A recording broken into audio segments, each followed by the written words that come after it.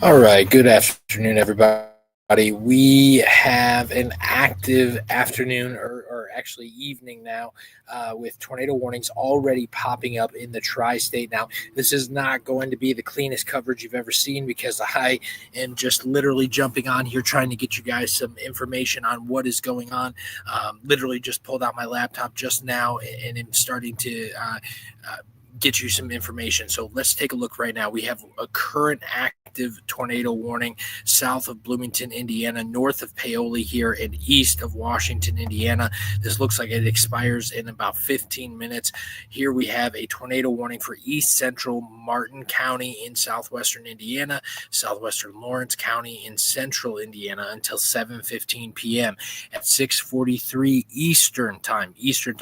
A severe thunderstorm capable of producing a tornado was located near Shoals or 16 miles southwest of Bedford, moving east at 25 miles per hour. So not a fast moving storm.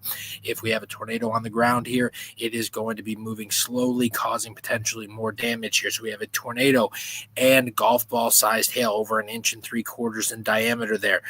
We're looking at flying debris being extremely dangerous to those caught without shelter, mobile homes being destroyed, damage to roofs, windows, and vehicles will occur. Tree damage is also likely out there as well. So locations impacted include Bedford, Mitchell, and Huron. Expect to have the storm here in the next few minutes. Let's go ahead and take a look on here and see what we can bring up. Let's take a look at, I'm going to jump into the Indianapolis radar here, see if we get a better look. Jump into our velocities here. Take a look at the high resolution velocity. So definitely still some rotation in there. I can circle it right here for you. This is where we're seeing that rotation. These storms right now, individual cells out there, untapped potential in the atmosphere. Saw a lot of destabilization today after we had that clearing and the daytime heating going on. So still looking, again, these cells going to have ample opportunity to produce a tornado or two with them because this is not like yesterday where we saw a line of storms moving through. This is actually individual cells popping out ahead of the front that will be moving through a little bit later. So let's go ahead and jump off of this here. I'm going to delete that circle. So that's where that rotation is. Let's take a look at the storm motion here over the last 30 minutes. Let's see, or 30 frames, see how that rotation was there. So the rotation looked like it was a little bit tighter as it moved its way just north of Shoals. The north side of the Shoals right there could have been clipped. Right now we're looking at this likely making a track south of Bedford, in between Bedford and Mitchell. And we look like we have State Route 37 here, turning into 50.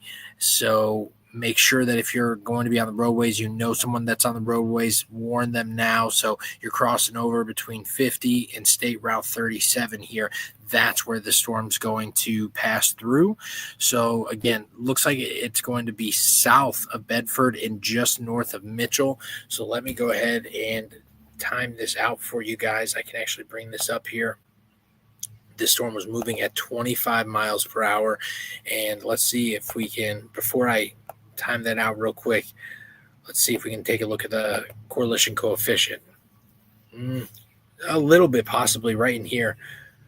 This could be some debris that we're seeing right in there. So going to keep an eye on that as this storm continues to make its way through. Let's go back to the reflectivity real quick. This looks like, so it may just not be a good image, but what you can see here, and I shall outline it for you. So we're starting to see that hook echo here coming down from that storm right in there, and then the inflow coming in that way. So seeing the inflow go into the storm, this is that hook echo. So starting to see kind of that classic supercell structure on the radar right now. Let me transfer or switch over to the Evansville radar and see if we can get a better look. Yeah, so it's right in between the two radars, so either one not really picking it up super efficiently right now, but let's time this out. We're going 25 miles per hour, and we saw based on the last 30 frames, which we'll play one more time here. Let's take a look. So getting that classic northeast motion. It looked like it was actually going initially as it was further south, like it might impact Bedford directly, but now it's Bedford likely going to get the hail and the heavy rain, but it looks like that hook echo is going to pass just south and just north of Mitchell there. So let's go ahead and time this out here. So we're looking, put it out. We'll go as far as Seymour, 25 miles per hour. All right, so Bryantsville, 6 minutes. Hartleyville, 13 minutes. Terry Park in 16 minutes. Let's get into your safe place right now. Again, starting to see that classic hook echo structure on this supercell. So more likely that a tornado is on the ground here. So Yaqui, 16 minutes. Rabbitville, 16 minutes. Buda, 26 minutes. Riverdale, 26 minutes. Total population through here, 8,759 people could be affected by this storm here. So again, that's nothing to blink at there, right? 8,000 people being affected by this storm. Small towns are not. There are people who have houses, who have kids, who have their families in these homes. Let's make sure that if you know anyone in that area, that you're getting them safe. Again, if you know anyone on the roadway who's traveling on 50 right now near Bedford, get them off the road and into a structure, sound structure, into a sturdy building. Let's go ahead and drop this off here. I want to zoom out real quick just to make sure that I'm not missing any other tornado warnings just yet. Okay, there's nothing just yet. What I do want to focus on here, earlier I sent out a post showing primarily this area here being affected by supercells. So that is where we're starting to see these pop up a little bit. Obviously, a little bit further off to our east here, we have Lexington with some severe thunderstorm warnings there. That one off to the southeast there looking pretty intense there with those deep purples in there. So we'll have to take a look at that in a minute.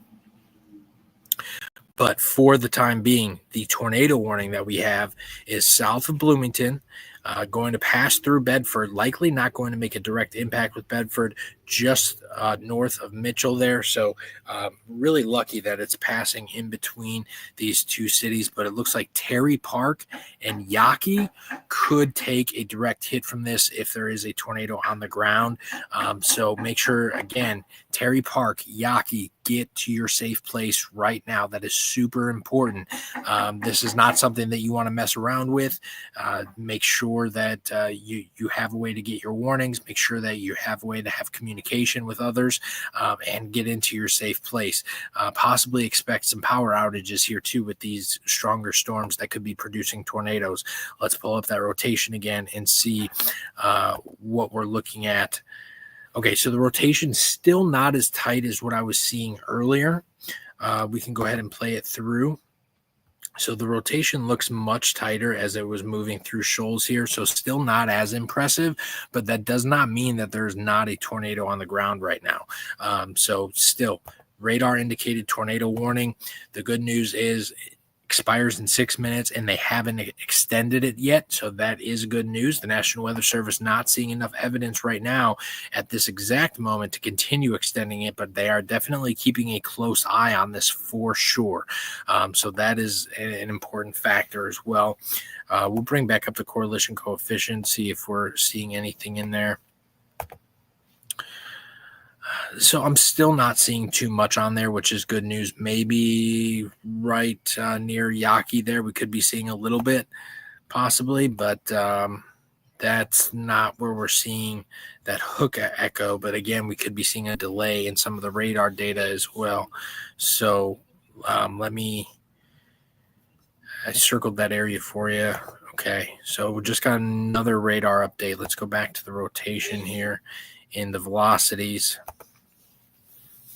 Okay, again, so still not extremely impressive, but definitely still some rotation in there. So minor or not, you still have a tornado warning in this area. Now you'll notice Bedford, you guys are actually out of the tornado warning polygon. So you want to make sure, Mitchell, you are in that warning. Terry Park and Yawkey, that is primarily who I'm most concerned about right now. Here we go. Okay, so we just got an extension technically, but they issued a severe thunderstorm warning on it with a tornado possible. So it's somewhat of a downgrade, and we'll notice here too. Here, I'll pop between these two. Here you notice a 1 3/4 golf ball sized hail, right? Now we're seeing 1 1/4, so half dollar sized hail, wind 60 miles per hour, tornado possible. So that is good news that we're starting to see this storm maybe get a little bit weaker here and start deteriorating a little bit, because that weakening process, it could be getting out of the atmospheric conditions that we're seeing. Because if we zoom out here, like I said, that specific area that I had circled was primarily like this area here. So it's getting on like the edge of the atmospheric instability there. I can definitely see rotation though off to the southeast here, which is kind of concerning because we're not on a good radar image for this one here. So let's jump down here. Yeah, that is some good rotation. I wouldn't be surprised to see a tornado warning here. So if you're in Cynthia, Kentucky, let's see if they have a tornado possible in here. They don't. I wouldn't be surprised to see a tornado warning on this at some point here within the next couple minutes, because that, I mean, you have your classic red and greens here, your inflow, your outflow in those winds, and you can see the winds coming towards the radar, the winds going away from the radar, right? So we definitely have that on there. We'll just have to see on the next radar update how well that's doing, because usually this yellow here, from my understanding, means that this radar's not working properly and is down. So I can click on it just to be sure. This is kind of a new radar system that I'm using here. It's called Radar Omega. Typically, I'll use Radar Scope, or if I'm at the station, we're using a system called Baron or WSI. Let's see if they put a tornado possible. Nope, they did not, but they extended the severe thunderstorm warning. So now what we could be seeing here is just some really strong winds. Let's go ahead and use our inspector tool here and see. So not too much going on there as far as significant wind gusts goes, but again, could be seeing up to 60 miles per hour there. So going to keep an eye on that for sure. Back up north towards Indiana.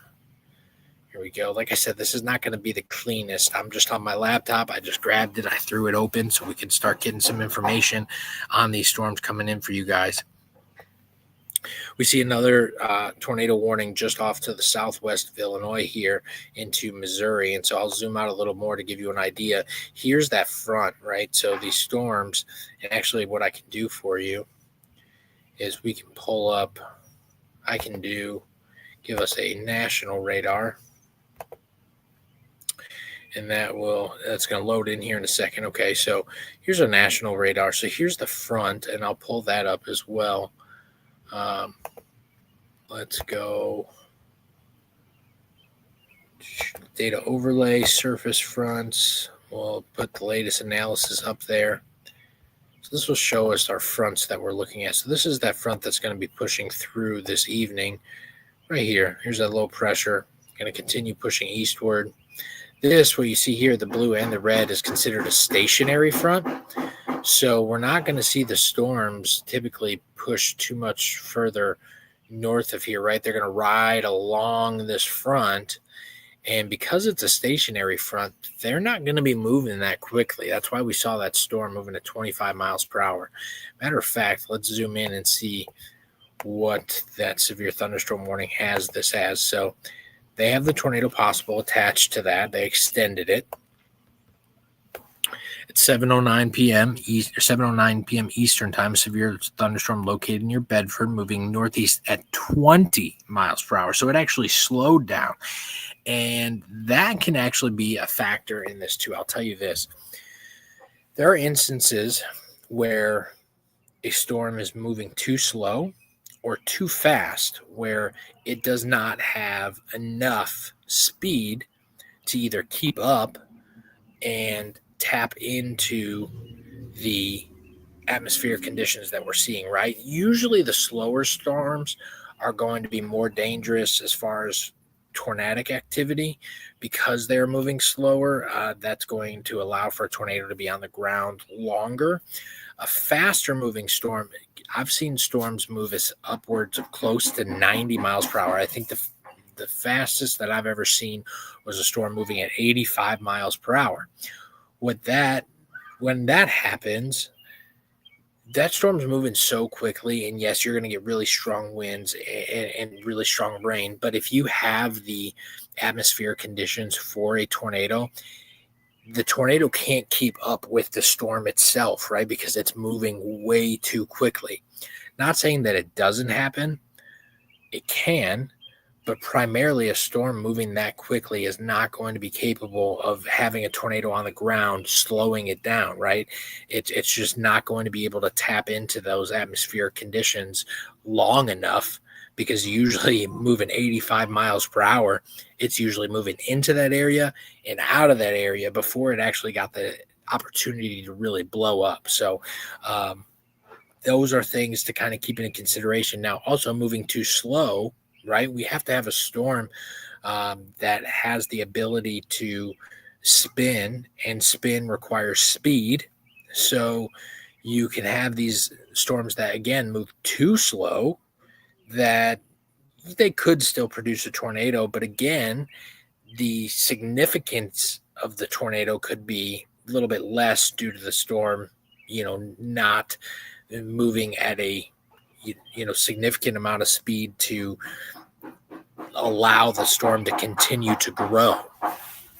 So those are all things to keep in mind. It really is kind of, I'm trying to break it down enough because I don't want to use like so many scientific terms that nobody understands what I'm saying. So I'm just trying to break it down in a way that, because when we go to school, they teach us all these things and you're like, well, this is really just a fancy word for, and it's like, well, I don't need the fancy word. I just need you to say it so I understand it. So that's kind of just how I'm trying to break it down for you guys right now. Good news is tornado warning expired on that. So again, we have this front here. This is going to continue to push eastward. And you'll notice, even on the radar, it's moving really slow. Even these storms, let's take a look here. Hail's 3/4 of an inch. This storm down in Arkansas is moving east at 40 miles per hour. So typically, especially over the last few weeks, when we saw those lines of storms move through, we were talking about these storms moving at 60, 70 miles per hour, right? So this is a much slower moving system. Again, another threat that leads with these slow moving systems is going to be that heavy rainfall, right? Yesterday, we saw a storm drop over 3 inches of rain in less than an hour that they had to issue flash flood warnings, which you'll see are issued here on the back end. Because it's so slow, the rain just continues pouring and pouring and pouring. So these are the storms that produce the significant flooding like we saw in Kentucky. If you remember last year, I believe it was Eastern Kentucky that saw most of the significant flooding. I know it was kind of, different years where 2023 was Western Kentucky that had significant flooding that caused a lot of casualties in a state of emergency. And then the year after was Eastern Kentucky, or vice versa. I could be getting the two systems mixed up there, but for the people that live there, you're welcome to throw in the comments. And I want to share this too. The Ohio Valley Weather Watch has a great team that's trying to keep up with your guys' comments. All I have right now is my laptop. So I'm primarily focused on the radar for you guys. So it's really, really difficult for me to try to jump between screens and see the comments and things like that. So a lot of times you're not going to see the comments responded from me. You'll see them from someone from the Ohio Valley Weather Watch. So we have our Brandon likes to respond to a lot of them. He's a great forecaster. Mike will respond to some of them. Justin will respond to some of them. So, and I don't want anybody to feel like I'm leaving anybody out. I'm still learning everybody's names within the Ohio Valley Weather Watch. So I'm sorry that I can't get everybody in there, but the Ohio Valley Weather Watch does a great job at trying to get those comments answered. Usually when we have me and Mike on here together, or we have two people on together, I can go ahead and help relay some of those comments that are going on. I could show them on screen. Like right now, even it's difficult for me to even change the ticker that we have scrolling at the bottom. I believe it says tracking tornado warnings in the tri-state. So right now we have no tornado warnings in the tri-state. So that's kind of inaccurate at this point. But just to give you guys an idea, it's just kind of hard for me to jump back and forth between those right now. As I mentioned, that I just wanted to get in here as quickly as possible and give you guys an update on that tornado warning. Now, that has since expired. This storm, as it passes further north of the stationary front, going to lose a lot of its steam. So I anticipate that storm going to continue to lose steam and weaken and eventually fizzle out there. But you'll notice that we have these individual cells still popping up that we're going to have to keep an eye on, because at any point these can definitely blow up. So that is important. So I'm going to continue watching these. That Cynthia, Kentucky storm that we were talking about, that we saw the rotation on, still just a tornado warning. Severe thunderstorm warning. Getting all mixed up here, guys. So a severe thunderstorm warning in Cynthia, Kentucky. Don't want anyone to think that was a tornado warning. I said tornado warning. That was a mistake and inaccurate. It is a severe thunderstorm warning that we see in Cynthia, Kentucky. So if you're around that area, and I'll just go ahead and read it off here. The National Weather Service in Louisville has issued a severe thunderstorm warning for northwestern Nicholas County in central Kentucky, southeastern Harrison County in central Kentucky, and that goes until 7:45 p.m. At 7:12, a severe thunderstorm was located near Cynthia, moving east at 20 miles per hour. Again, a very slow-moving system, dumping a lot of heavy rainfall right now. The hazard 60-mile-per-hour wind gusts and quarter-sized hail. I would also add heavy rain and possible flash flooding in with some of these storms as well, especially as they make their way along the river. Hail damage to vehicles is expected. Expect wind damage to roof siding and trees. Locations impacted will be Cynthia, Barefoot, Oddville, Morning Glory, Venus, Lair, Poindexter, Colville, Barterville, and Buena Vista. Those are going to be the locations impacted by that storm that is currently in Cynthia, Kentucky. Back here in Indiana, we have this tornado possible expires in 37 minutes. Let's jump back to the Indianapolis radar here, which I have to pull up the radar locations here. Let's see. Oh, that was our maps. Again, like I said, I apologize because this is, you know why? I'm still on the national radar. That's why. There we go. So we can go to our single site radars here. And now I can jump back into Indianapolis. And you still have that hook echo shape on there. So they have that tornado possible. So I definitely wouldn't dismiss that storm just yet. Let's pull up the reflectivity. The velocity. Yeah, definitely still some rotation in there. Actually, some tighter rotation that I would say that is more significant than when we were seeing just earlier. Let's go ahead and play that back. Actually, I'll change the frames so it's just the last 7, and we'll see that rotation's tightening up right in here. Right there. If we zoom in, I don't know if it'll let me zoom in with the marker on. Zoom in here. I see some rotation tightening up that's becoming a couplet there. So again, Terry Park and Yaqui likely just saw a potential tornado move through that area. So if anyone in Yaqui or near that area, okay, there we go. We just got a new radar update. So now that rotation not looking as well as it was just a second ago. But if anyone in Terry Park or Yaqui or near that area, even Mitchell, saw a funnel cloud, a tornado, please let us know. Share any pictures if you have any. That will definitely help out the National Weather Service as they go to survey this. Zooming out here. That rotation looked really tight for a second there. So definitely could have thrown down a tornado, which is, out of abundance of caution, National Weather Service has a tornado possible attached to this severe thunderstorm warning. So, they were not saying that, hey, this was done producing a tornado. They left that attached on there. So this way, if a tornado did spin up again, not only were they covered, but also that the public knew as well that it was not just your typical tornado warning or severe thunderstorm warning, but a severe thunderstorm warning with a tornado possible.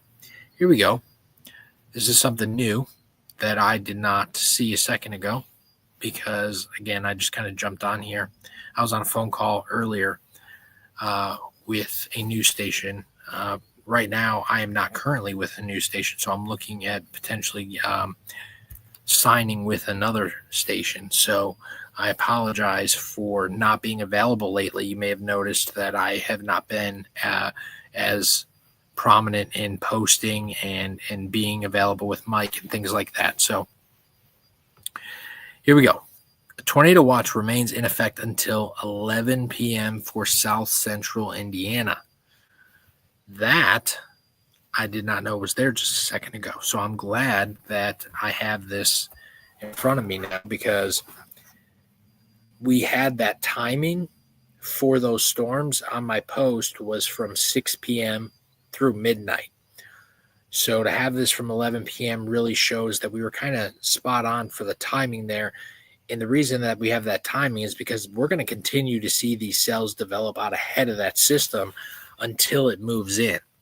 Remain alert for possible tornadoes. Tornadoes can develop quickly from a severe thunderstorm. If you spot a tornado, go at once into the basement or small central room in a sturdy structure. So essentially, the most center part of your house, that is the most sturdy. If you have a closet in the middle of your house, if you don't have a basement, the centermost part of your house with no windows, that is going to be the safest spot if you do not have a basement. Do not run to your bathroom upstairs. Most central part of your house on the lowest floor. Okay?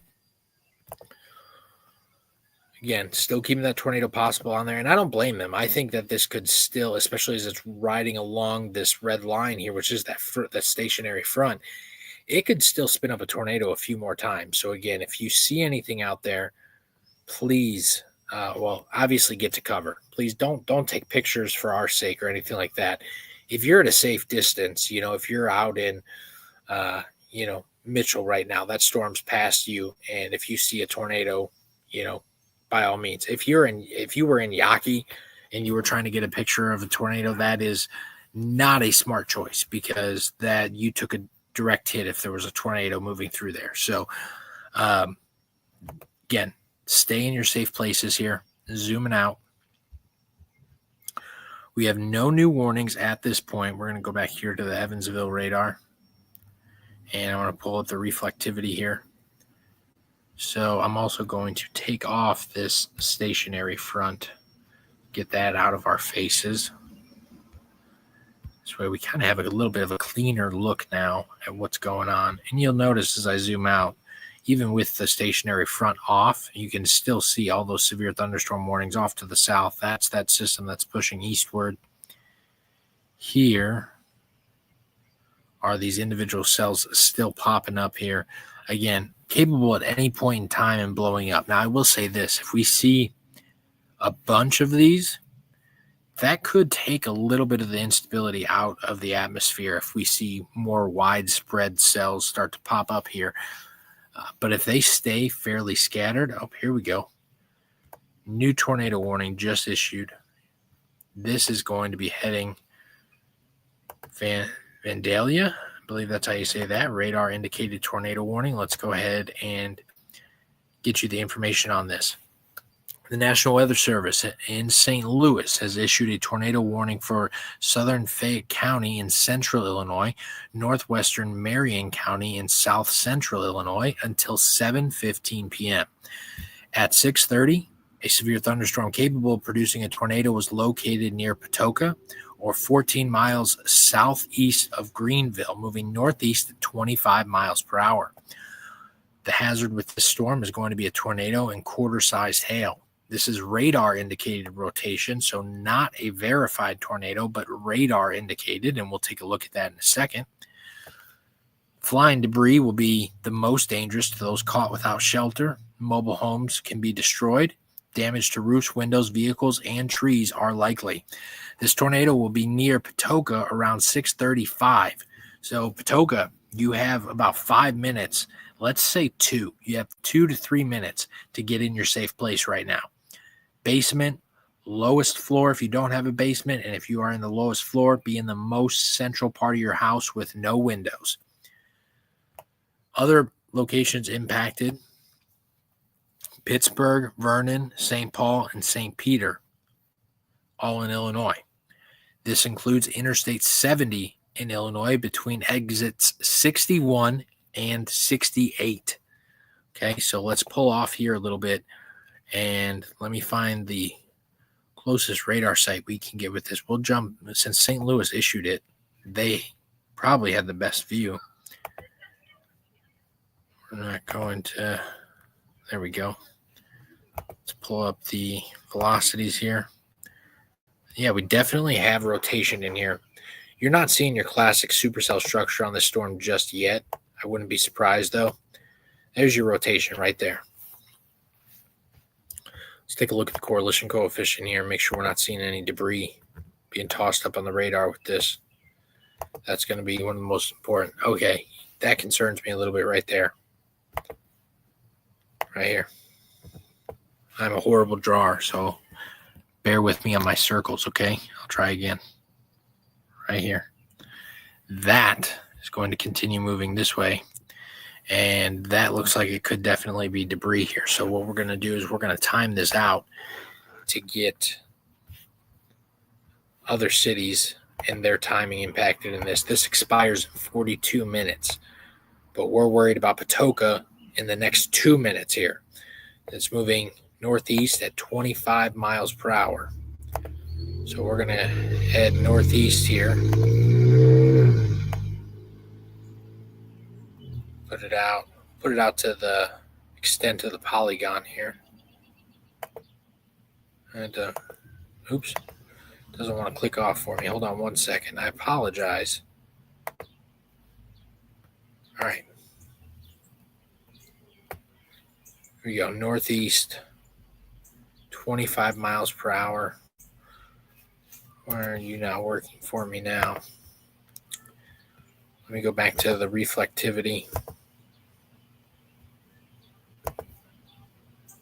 And we're going to go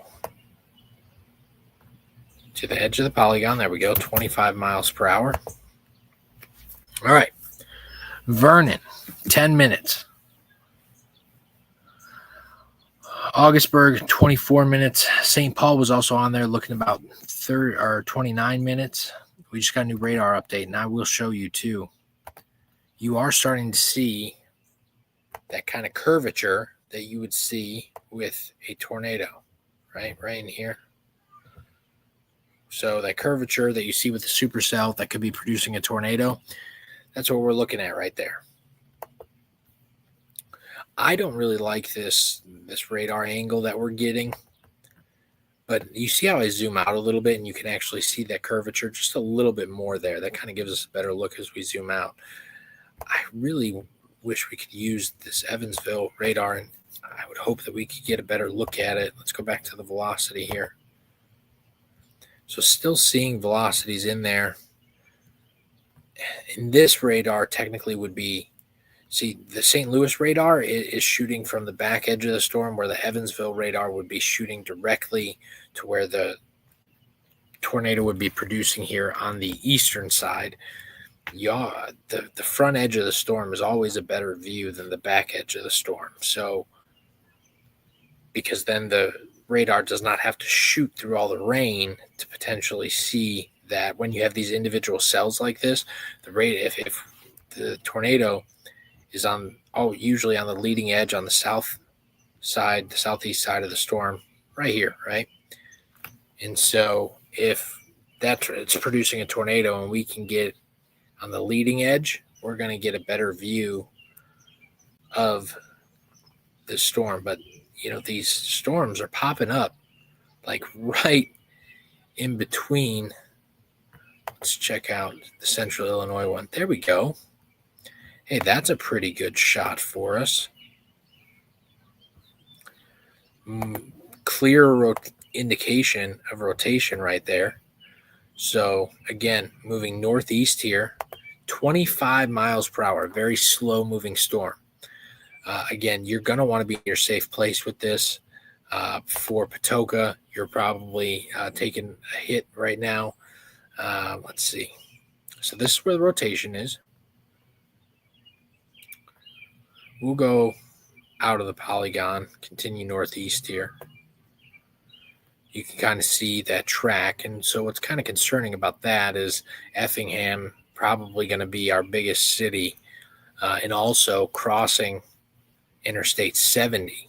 That is also a big factor for us, especially, again, during these evening hours when commuting is at a prime time.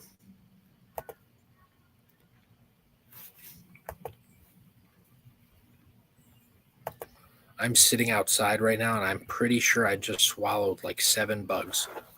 These gnats are flying all over the place today. They always do that when it's real humid outside. So if you've noticed that today, I am in that boat with you right now. I'm just trying to get this to work. Like I said, I'm still getting used to this radar system. Here we go, 25 miles per hour.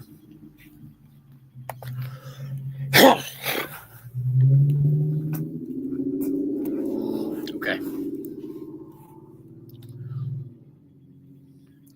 So we're going to cross Interstate 70 there. You see the total population there affected, 4,469.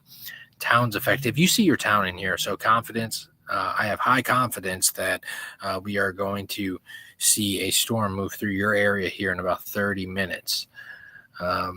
So, yeah, that one there, 38 minutes for confidence. Augustburg, 23 minutes. Schauboiner, 16 minutes. Sorry if I butchered your name there. Avena, 47 minutes. St. James, 49 minutes. So a lot of these towns, right, because we're still in, this kind of rural area, we have time between these hitting these towns. So you want to have that time to get into your safe place. And right now, because these tornadoes warnings are being issued in the kind of these rural areas, you're getting that time. Now, if we can extend this out to Effingham,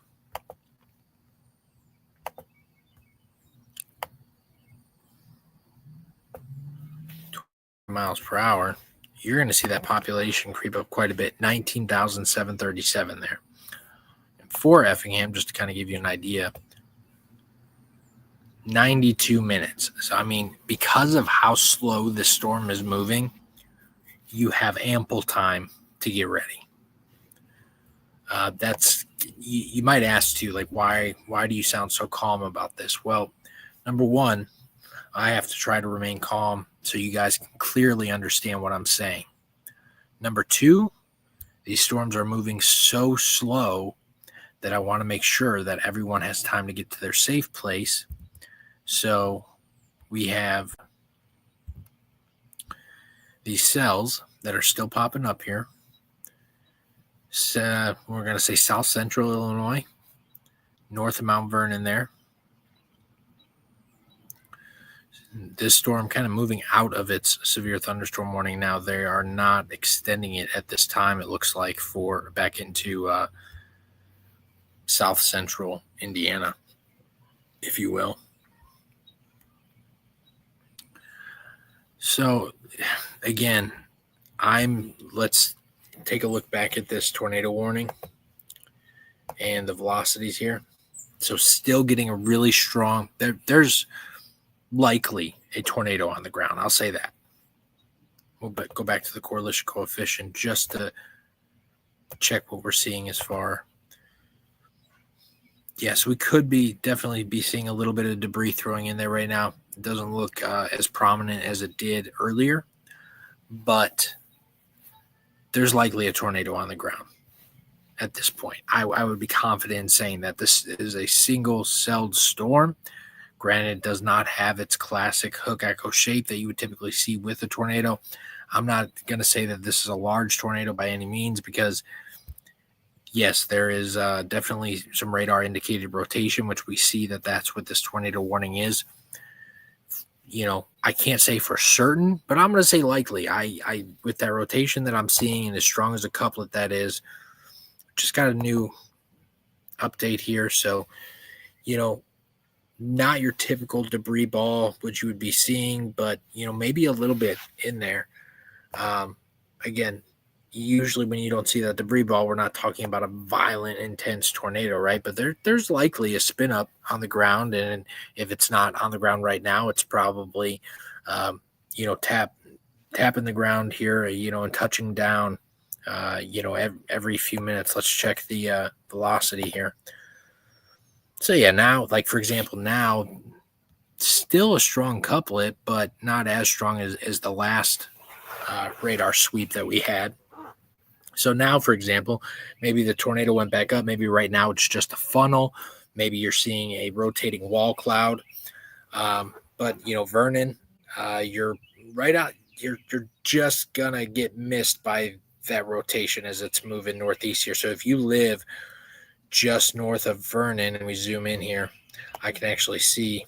I did not know I can get local roads. See, I'm learning new things here. So between Davis Road and Whitehaven Road, just west of Vernon, northwest of Vernon, Davis Road and Whitehaven Road, this rotation is going to cross right through there. And as it continues to move northeast, it's going to pass Fayette Road. So Fayette Road, County Road 650 north, and County Road 800 east, County Road 700 north. These are areas that I would be concerned about. So if you live or have a farm on one of these roads, Vernon, missing that rotation, right? That's off to your west. So that is good news that the town of Vernon not going to be directly impacted by this. But that's not to say that we don't have farmers and commuters out there that are being impacted right now. So still very important. So again, Davis Road, Whitehaven Road, that is where the rotation is crossing right now. And then going to cross through Fayette Road.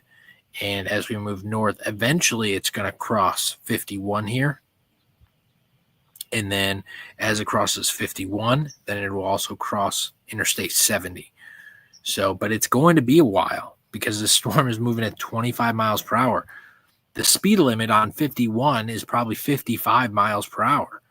So I'm not saying that you should ever consider outrunning a storm ever, right? But if you're driving on 51 right now and you see the storm, or you know somebody that's driving right now, the storm's moving 25. Tell them to get going, right? Punch it, 60, 65 miles per hour. Get out ahead of the storm. Get away from it. Get out of its direction. You know, it's moving northeast, right? So if you're on 51 and you can, you know, get up to 70 and then head west on 70, then that's what you do, right? That would be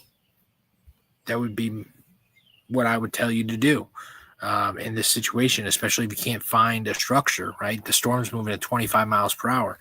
You should never try to outrun a storm, but I mean, my vehicle goes way faster than 25 miles per hour. So If you're out ahead of the storm, stay ahead of it. Get out of its path. Get yourself to a safe place. Still seeing that rotation in there, though. So zooming out real quick to make sure we have no other warnings, which they went ahead now and extended that severe thunderstorm warning, leaving the tornado possible on it now. So they did go ahead and extend it. We're back here at the Evansville radar. Still seeing we're still getting some rotation in there. So we have to, I'm going to treat this the same as I would a tornado warning because they have the tornado possible attached to it, and I don't want to leave any information out. This is the Indianapolis radar. This storm, let's see the new information that we have on it. 7:41 p.m. Eastern Time, a severe thunderstorm located 8 miles southeast of Bedford, moving east at 25 miles per hour. So again, still moving very slow. 60 mile per hour wind gusts, quarter-sized hail, and also a tornado possible. Again, remember, a tornado watch remains in effect until 11 p.m. for south central Indiana. Let's see if that tornado watch is extended here into Illinois. I want to see that on this warning here. I did not check. I do not see it saying that a tornado watch remains in effect here. Again, I'm on my laptop at the moment, so give me a second. I'm going to look where this tornado watch is extended to so I can give you guys a little more information on it. And if anyone has questions in the comments, I'm sure. Oh, yeah, that tornado watch is definitely extended into Illinois. So south central Illinois, southern Illinois, you're out of it. Even in Evansville, we are not in that tornado watch. So primarily where that slight risk area is here, and I can pop up watches on here. I know I can. Weather alerts, watches, tornado watch on. There we go. Boom. Okay. So for those of you wondering where that tornado watch is, this is primarily where I had circled in my post that we were going to see the potential for tornadoes pop up between 6 and midnight here. So again, this is just really good to see on my end, verifying that the data that was coming in is correct. So I don't want it to sound like that I'm, saying, oh, hey, I'm patting myself on the back. Like, sure, I'm excited that I forecasted correctly, but what I'm more excited about is that the data that was coming in was accurate so that I could put out a correct forecast. That is what I'm happy about. So Bloomington, Indiana, you're in it. Terre Haute, Indiana. Charleston, Illinois, you're in it.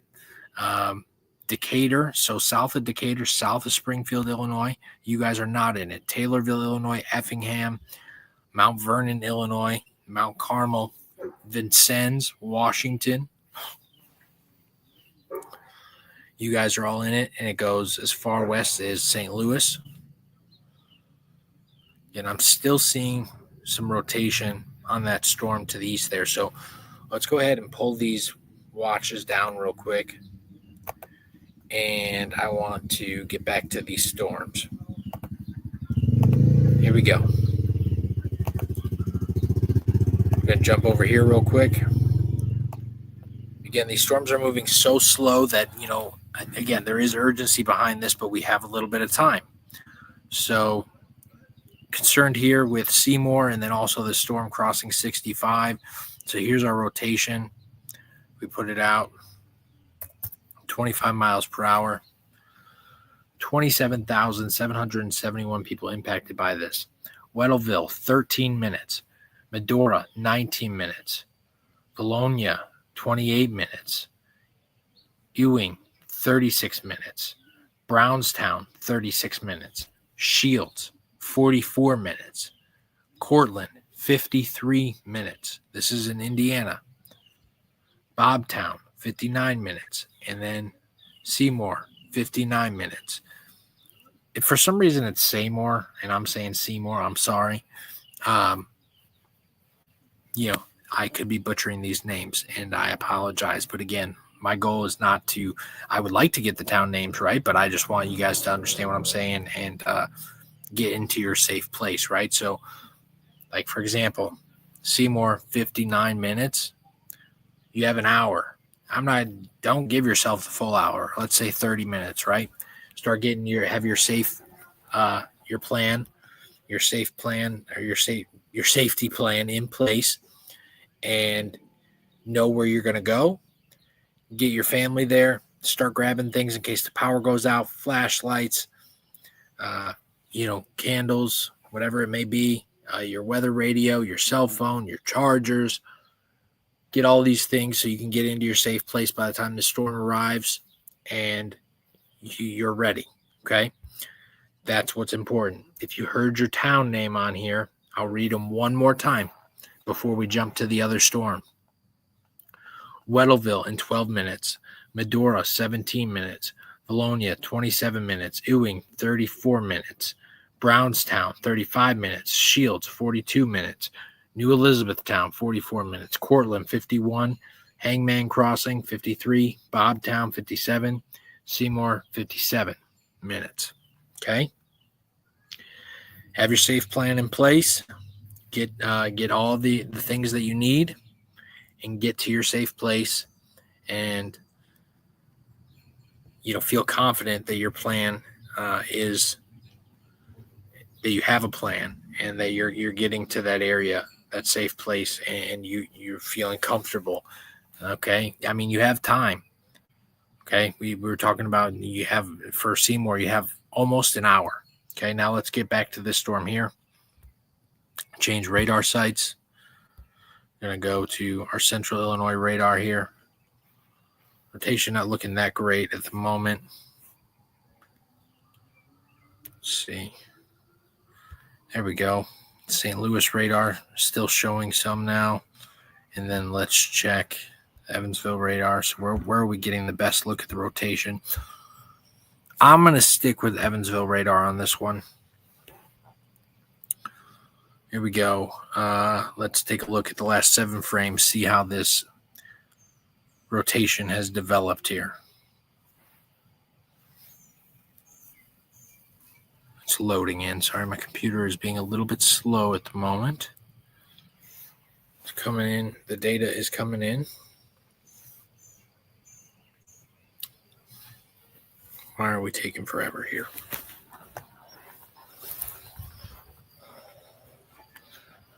While we're waiting on this, there we go. Okay. So that rotation has stayed fairly consistent. You'll notice a little yellow shade popped up in there. That's probably where I'd say that at one point there was a tornado on the ground, and there still could be. So don't let that discourage you. So I'm going to jump back inside here because I am swallowing a ton of bugs outside. So I'm back inside. Give me 1 second. I apologize that took me a minute. So I'm going to check real quick and make sure that I'm not missing any messages from the Ohio Valley Weather Watch here.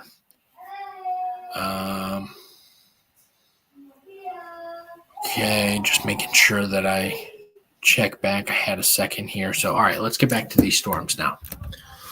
This tornado warning, let's time this out. We'll stop those 7 frames from playing. We saw that rotation making its way through. Let's get back to the reflectivity. Still not your classic structure that we're seeing, but still nevertheless have a tornado warning here. So let's go ahead and time this out. We're going to go right about here, going northeast. Try to get centered as possible there. There we go. 25 miles per hour. Calculate. Augustburg, you are now in 11 minutes. So if you have your weather safety plan in place, that's great. Get to your safe area. You have 10 minutes left. Confidence, 25 minutes. Brownstown, 31 minutes. Avena, 35 minutes. St. James, 36 minutes. And St. Elmo, 43 minutes. Pruitt, 44 minutes. Gilmore, 53 minutes. let's see, Dexter 65 minutes. So now we're getting into over an hour. So we're going to hold off on these cities for right now, just because, again, the storm is moving so slow, right? This expires in 20 minutes. So I really don't want to go outside of the 24 to 35-minute range there. So I'd say between Augustburg and St. James, those are the areas we're going to be the most concerned about right now. Augustburg, obviously, you're at 10 minutes. That's the primary concern if you're in Augustburg. Let's get back down to the reflectivity here and then get back down to these local roads. So County Road 1100 East, County Road 1200 East, County Road 900 North. It just passed you there. Augustburg, actually, where I'm seeing the rotation here, what I'm seeing is that this rotation could have just passed to the west of you or could have just went over you. See that when you zoom in here, things get a little pixelated, right? But the primary rotation and my primary concern would be right here. That's where I would be most concerned with the rotation. So Augustburg could have taken just a miss there, but obviously if you're in that area, make sure that you're still in your safe place as this storm passes. Zooming out. Again, primary concerns here are going to be, Brownstown crossing Interstate 70. That is a big one. As this one crosses Interstate 70 and passes to the east of Vandalia, the storm is moving northeast. You're in the tornado warning, but the rotation likely going to miss you to the east. So if you know anyone on 70, or if you're headed east on 70 and going to be headed to Vandalia, make sure at this point in time, the storm, looking at the reflectivity, you're already experiencing some heavy rainfall. Don't push it anymore. If you're on 70 headed to Avina, Brownstown, no, stop where you are, get into a sturdy structure, get somewhere safe. Do not try to drive through the storm. I would never, ever tell anyone to do that. Do not try to drive through the storm. That would not be a smart idea, because even heavy rainfall can cause decreased visibility, can cause accidents.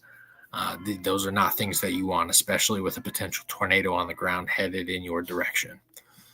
Again, this storm moving very slow. Guys, I'm going to minimize this screen real quick. So give me 1 second. I'm going to check out some of your guys' comments on here real quick. What's happening with the storm in Davis County? Do you think it's okay to sleep, though, through? If the storm's in your area, you definitely want to be aware of that.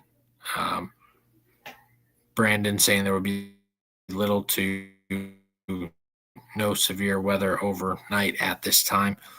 Yeah, once we see that front start to make its way through, it's going to be heavy rain, some hail. Here we go. Every time it rains in a city, you don't know. That's a great question. I'm going to throw this one up there. Every time it rains in a city, does it weaken that city's chances of severe weather later, or no? So the issue with that would be if you saw some rain come through and then there was some steady cloud cover after that, then it's primarily going to take some of that atmospheric conditions, right? And it's going to kind of just deteriorate it to the point where no more storms can develop to that intensity. But I guess it's, for example, I think Mike jumped on here. For example, if you have a storm that passes through and then you're experiencing some daytime heating again, that is going to destabilize the atmosphere even more, and allow a chance for some regeneration of more storms a little bit later on. Let's see here. Hey, Mike, are you there? Austin, you got me? Yes, sir, I do. It's good to see you. Hey, good afternoon, and good afternoon, Austin. Good afternoon, everyone. Senior forecaster Mike Estwick here with you. Weather doesn't work on our time. It works on whatever the heck time it feels like. So, of course, things start popping off while I am at my paying job.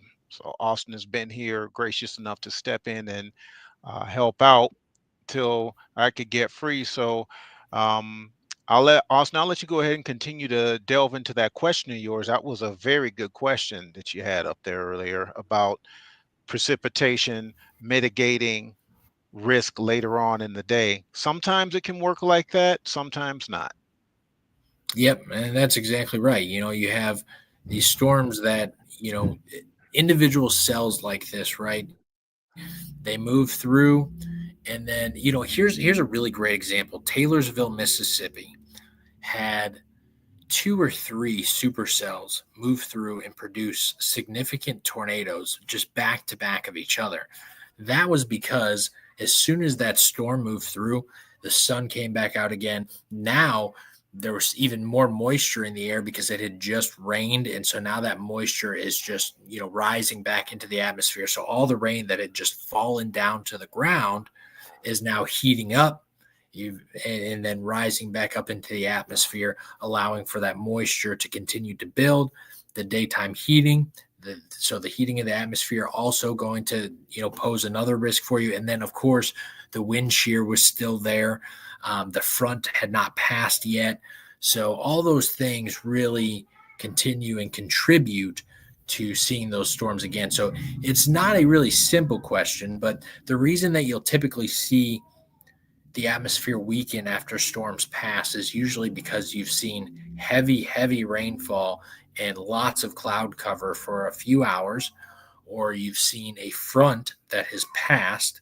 So you're not going to get the shear that was once there. You're not going to get the cold air that was pushing in, higher up in the atmosphere, and things like that. So it's a great question, but it's also not the easiest question to answer because it's very determining on the atmospheric conditions after the storm passes.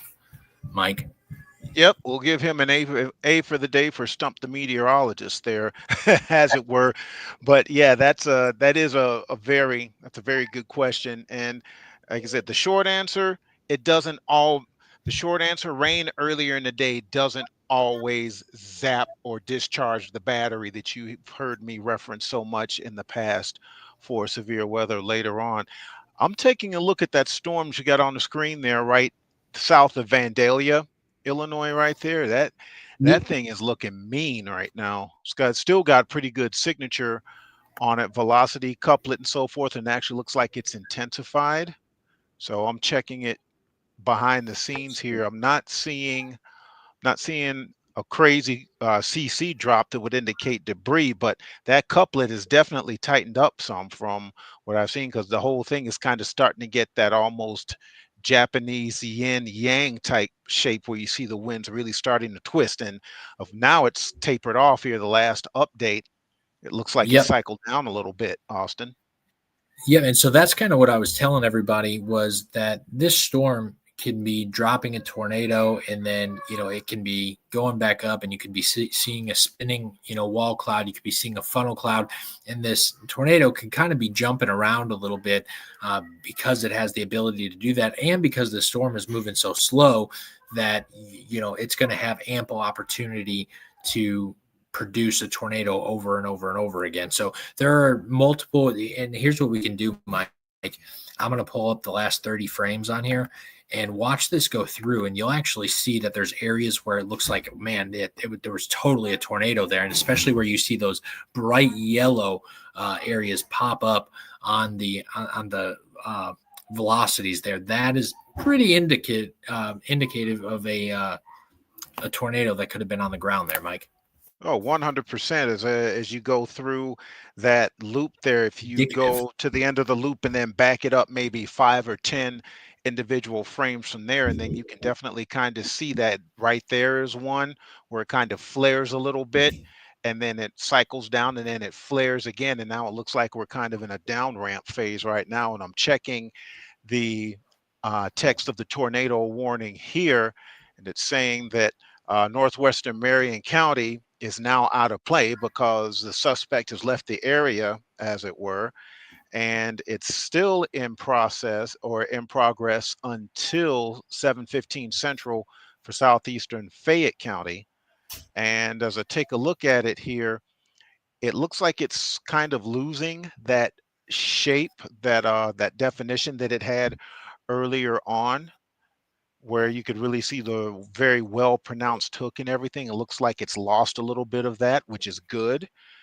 And hopefully it'll just go ahead and fall apart and leave people alone for the rest of the way. But I really don't think that that's going to be the case. And it's interesting because on the live stream last night, the forecast discussion, we didn't think the atmosphere was going to get as much sun as it did and charge up as quickly as it did. All of that was just not evident in the data that we were looking at yesterday, because I actually did have a couple of questions that said, well, what's going to happen tomorrow? Or what are you expecting? And I said that wind and heavy downpours and maybe some hail would be the primary threats, and tornadoes would be a distant third. But yet, here we go. We've got a couple of these cells that have taking advantage of this very favorable environment, and they're deciding to have some of their fun, not fun for us on the ground, and wreaking havoc and dropping tornadoes out of them, Austin.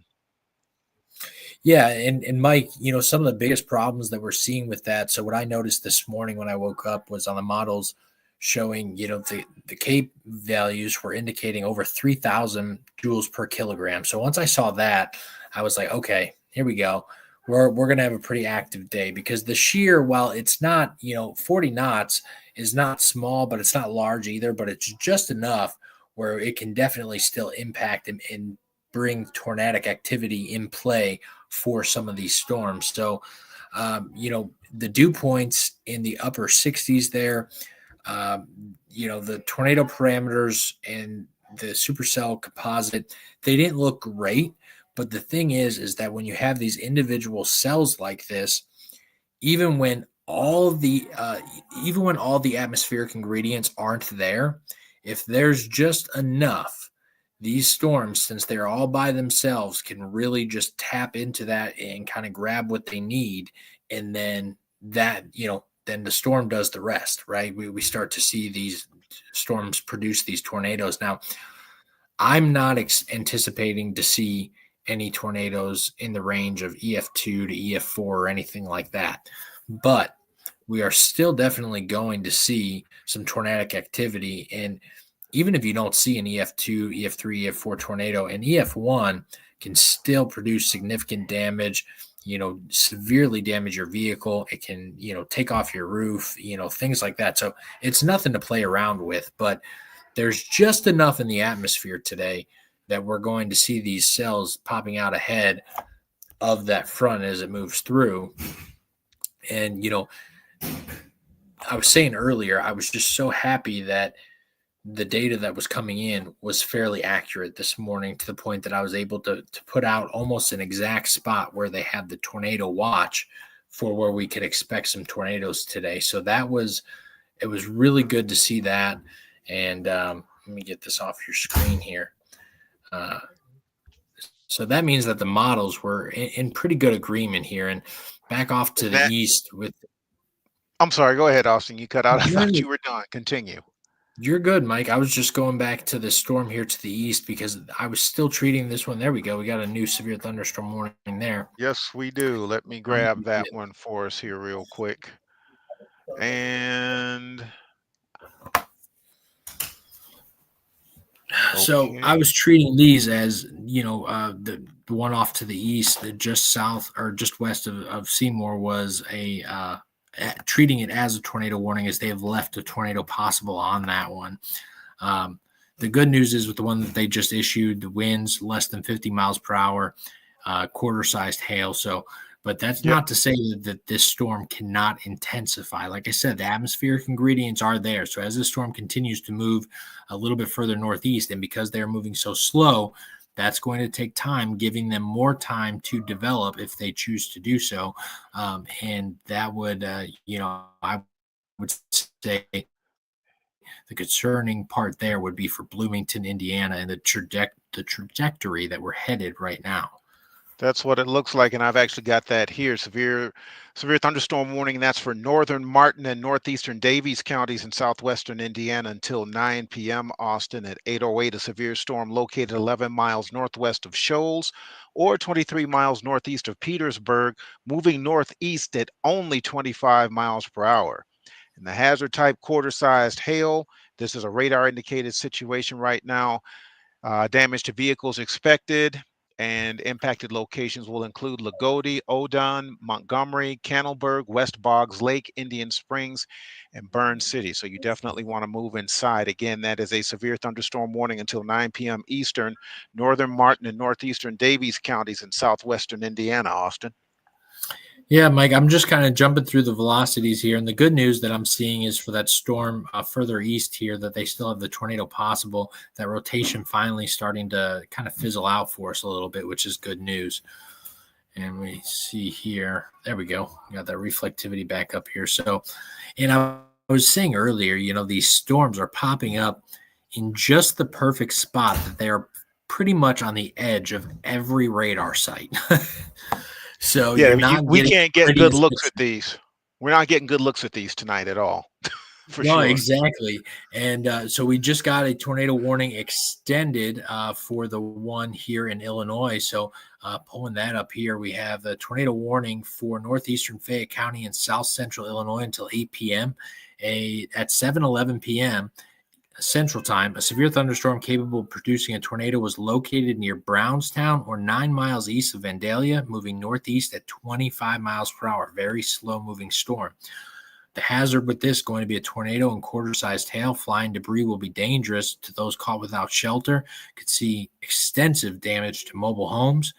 Damage to roofs, windows, vehicles, and trees are likely here. Locations impacted are going to be St. Elmo, Brownstown, Wrights Corner, Avena, St. Peter, St. James, and Lagodi. Okay, so fortunately, Austin, as I take a look at that new warning, that extension there, I am not seeing the big time twisting of the winds around one another in the Doppler product yet, nor am I seeing any correlation coefficient drop out on there that would suggest that thing's throwing debris. So that is probably, the radar indicated is the right term for them to use. A good call on that. But again, as you said, it's a pain in the neck because we're not getting a good look at these, because looking from Evansville, we're almost 7,200 feet up in the storm with that, taking a look at that right now. So we really don't have a very good idea of what's going on closer to the surface. I'm going to switch on my display off the screen here and see if maybe we can get a little bit better taste of it by shooting it. I want to see if I can switch over to maybe St. Louis. Yeah, that's what I'm on right one now. half dozen of the other. Okay, so I was looking at it when I said that 7,200 feet. I actually was looking at it from Evansville. I was looking at it from the southeast, shooting northwest. So you can stay there. I think we've got it covered pretty good that way. Yeah, I think here at the St. Louis radar, we got a little bit of rotation here that we are seeing, and so I would say Avena, get into your safe place right now. That's a big one. Brownstown as well. St. Elmo with the northeast trajectory of the storm. That's another concerning one for me. And obviously, one of the most concerning aspects for this at 7:14 this evening are going to be people commuting along Interstate 70 right now. So this is the most concerning aspect for this storm right now, is crossing the interstate. Again, if you know anyone that's on the interstate, have them stop. If they're west of Brownstown, have them stop, get into a sturdy structure, wait for this to pass.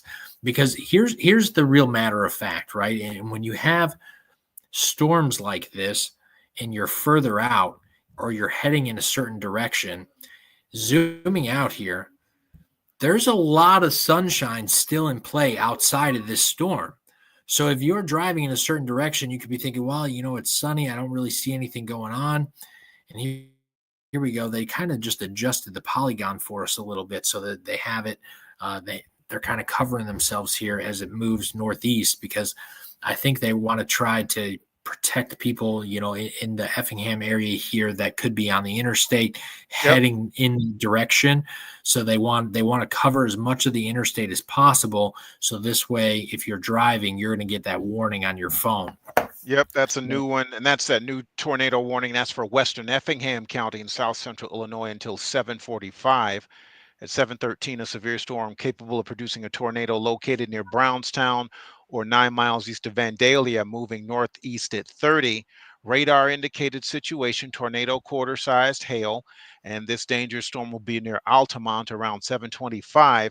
And as you were referencing, Austin, this includes I-57 between mileposts 148 and 152, and I-70 between mile markers 79 and 87. So basically, the easiest way to think of it is if you are right there at the junction of US 40 and I-70, if you're east of that, headed towards Brownstown, or coming out of Effingham, if you are west of the junction there where I-57 and US 40 come together. So if you're on that stretch of pavement, pretty much anywhere between Effingham and Vandalia, you need to turn around and either go back to Effingham or go back to Vandalia or Bluff City, or try to get, I would say, south as quickly as possible, since these storms are moving to the northeast and you've got some time because these are fairly slow movers. If you can get south, you should be in good shape, Austin.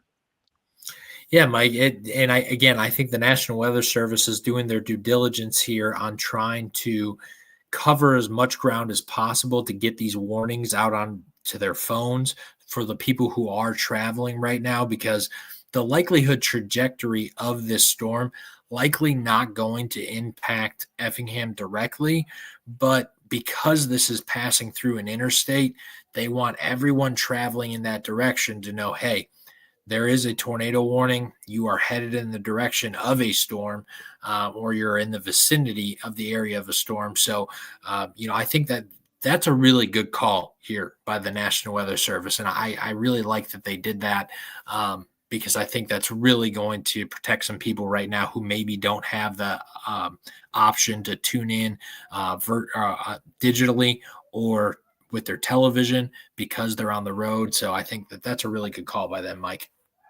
I would agree 100%. And as I'm taking a look here, fortunately, still not seeing evidence of a tornado debris signature looking at the correlation coefficient product, nor am I seeing much on snapshot rotation with this storm either. So as that is something 100% to be thankful for. But as Austin was saying, we definitely, if you know somebody that's out on the road there traveling east on 70 out of Vandalia and Bluff City, trying to get up toward Brownstown, St. Elmo, Altamont, tell them to hold their horses and just give it some time. Otherwise, they're going to drive into the back end of a potentially tornadic thunderstorm. And then the same thing for people coming out of Effingham.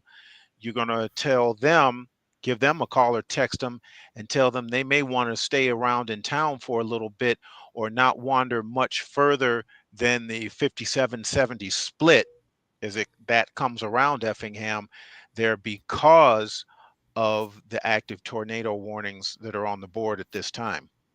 Yeah, you know what I'm going to do, Mike, is I'm going to look up real quick if we can get a look at a Effingham tower cam that they might have in the city there. Oh, good call. If we can get a look at that, because likely they would have the camera And pointed I'm in going that to do the same thing. I'm going to do the same thing from Vandalia as well. So let me, work on that end of it. I'll work on Vandalia, see what we can find here. IDOT cameras, Okay, Illinois so I got Department of Transportation. You got one? I got one here from Eastern Illinois University. It's not giving us a great look. Let's see. And I just want to point out, too, real quick, that we saw the severe thunderstorm warning extended east in Indiana here. They finally dropped that tornado possible. The wind has been downgraded to less than 50 miles per hour. There is another severe thunderstorm warning east of that with quarter-sized hail and 60-mile-per-hour winds. But I want everyone to know right now our primary focus is going to be on this storm crossing the interstate right now near Effingham. This is kind of what we're going to focus on. So I just wanted to give everybody a heads up of that real quick. That's for sure. Let's take a look here and see if we can find. Let's try.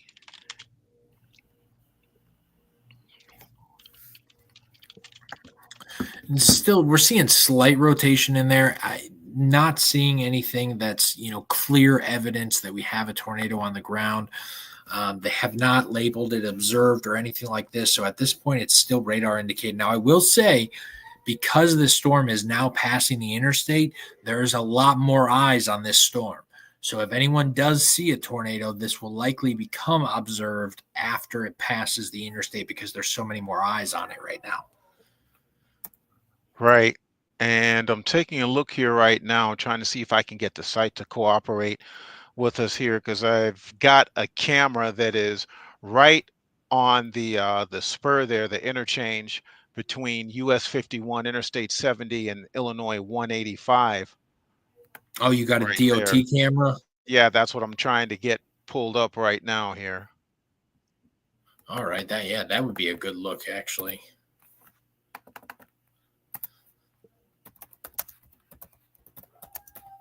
It may be offline right now, though, unfortunately. Come on, bud. Let's see what you gonna show us something here or no? Yeah, so here I've got the Effingham, Illinois 5770 camera, and it says it is not available right now. So okay, so maybe they may be down right now then. So let me try this.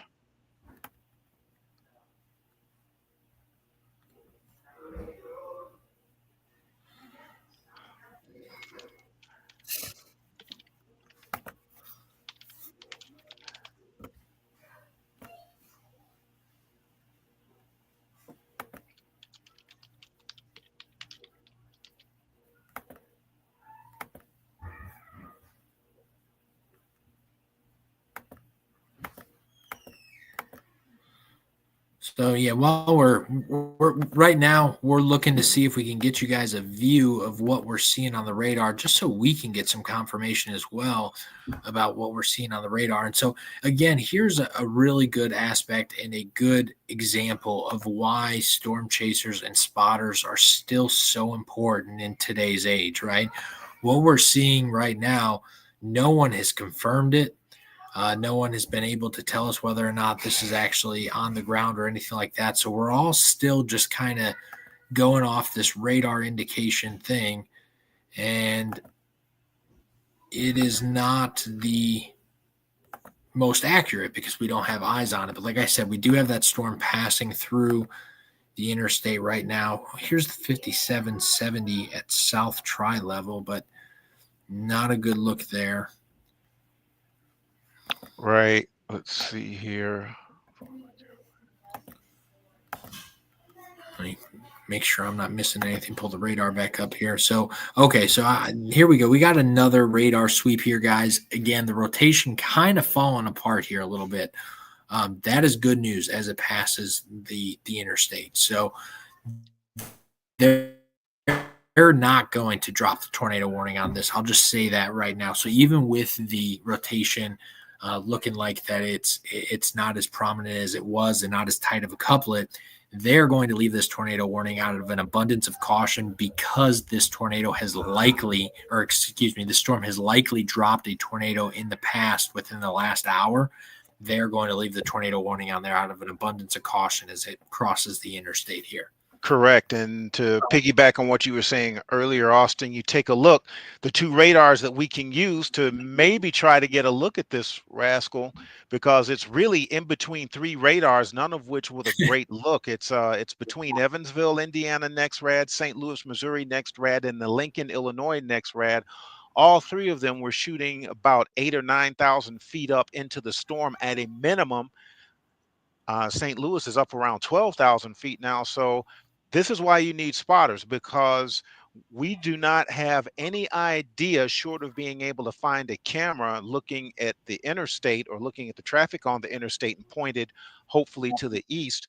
We don't have the foggiest idea what's going on in that lower 5,000 to 10,000 feet of that storm. So the National Weather Service really has no choice but to leave that tornado warning up right now. And I also saw very quickly in the comments there, someone was asking about Vincennes. It's the old refrain that you have heard from us many times before. If we're not talking about you, you're in good shape. There's nothing going on right now, Vincennes. There's a little bit, there's some strong thunderstorms on the Illinois side of the border off to almost the due west to southwest, but nothing crazy going on at this particular point in time. So Yeah, that's why and we're Mike, focusing here on the I am. tornado warning. Go ahead. The Central Illinois radar here out of Lincoln. What I'm looking at here, we are picking up a little bit more rotation than we are out of the St. Louis one now. So again, as Mike was saying, this makes it real difficult, right? Because we have to jump between radars now to try to get a good look at this storm.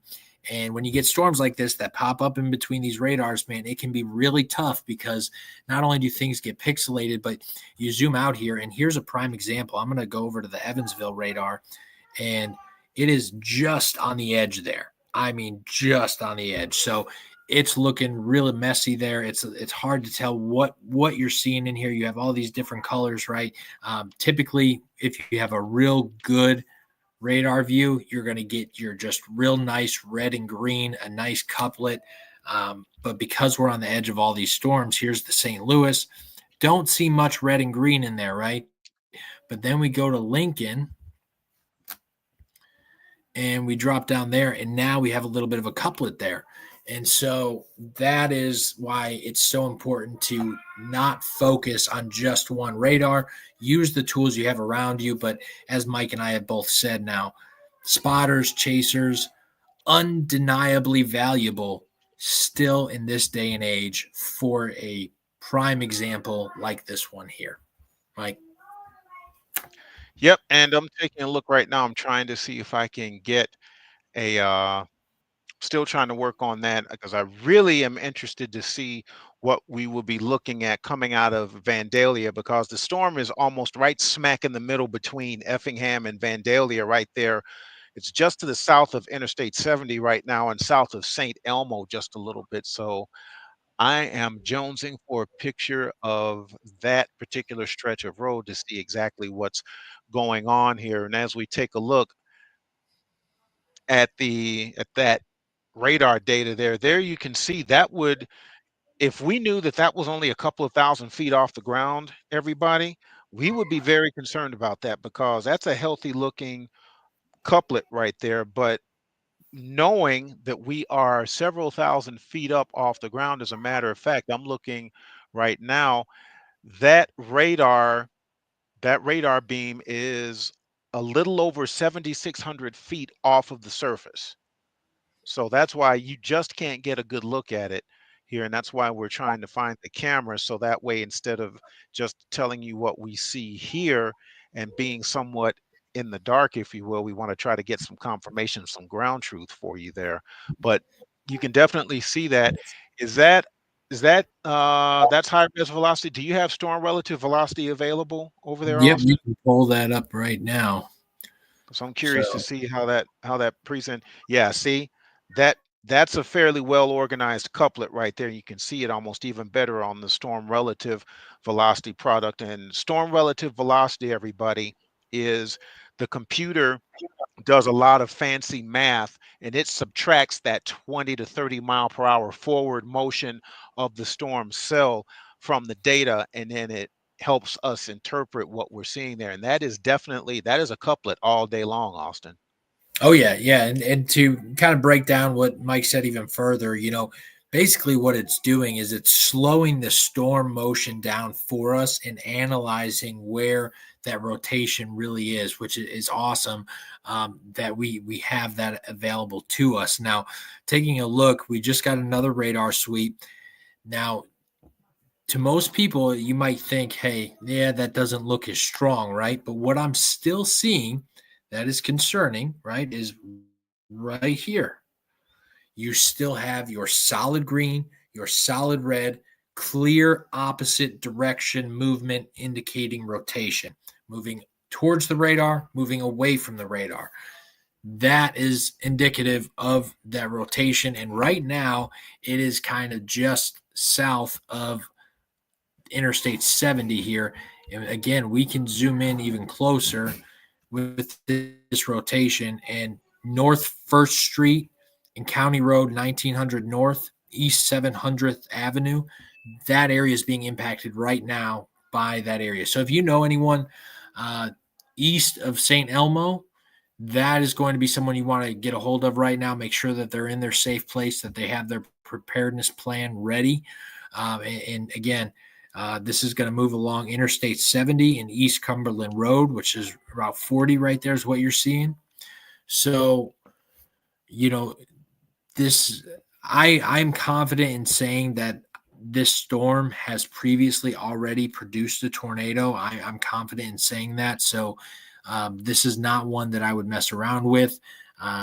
This is not an area that you want to see a tornado crossing ever as a major interstate like this, especially just south of a city, right? Or excuse me, just west of the city here. So you have two cities, right? You have Vandalia and Effingham, and it is passing directly in between both of those. So you have commuters who are going in both directions to get home, to get to work, whatever it may be. This is one of the most dangerous scenarios that you have here, Mike. And I was actually able to find, courtesy of, and make sure that we don't get our hands slapped and someone says we're stealing something without giving credit where it is due. On weatherbug.com, I've actually got a page of traffic cameras up, Austin. So I'm taking a look at them right now to see if I can see anything here. And it looks like I'm not seeing a whole lot out on the interstate right now. I'm trying to identify what direction. Let's see. So we've got 157 and 70 junction at the South Tri level. That's going to be a little bit too far away, I think. So I'm checking. I've got cameras up from Effingham right now, and then there were a couple, although I think what the system may actually have done is when I put in Altamont, Illinois, it defaulted to Effingham because that's the next largest community, is what I think it's doing. Yeah, and something Yep. else I want to throw out there is I'm continuously checking back here in Indiana again for people that we do still have a few severe thunderstorm warnings, nothing that is worthy of our attention right now. So, if you're in Indiana, you're good right now. Primary focus is going to be right here. And what I want to do is take off these warnings real quick. And what I'm going to do is zoom out, and you can see from, a zoomed out version, we have a clear red and green indication of rotation right there, right as it moves along 70. So even really far out here, we have a clear indicator. So this is definitely something that you want to pay attention to. The reflectivity here, more of a classic structure now, Mike. I don't know if you can see that here. I'm going to go ahead and give everyone. It's starting to get that hook back. It's starting to get that hook back, and you just illustrated the inflow notch right there, and then you've got the hook bracketed right there. So that would indicate, and remember, most all severe storms that are thinking of or dropping tornadoes spin counterclockwise. So they go from right to left, same way you'd be loosening up a screw. So, yep, I see it there. And I was looking here. I thought I had a camera that maybe could help us out a little bit, but I don't believe that I do. Well, with that being said, now that we're seeing the inflow notch being clearly more visible and kind of getting that hook echo shape, and again, the reason that you're not seeing it very clearly is because we're in between all these radars. So if I jump over to St. Louis real quick, still not going to see a real good definition. You'll notice that actually it's a worse definition from the St. Louis radar.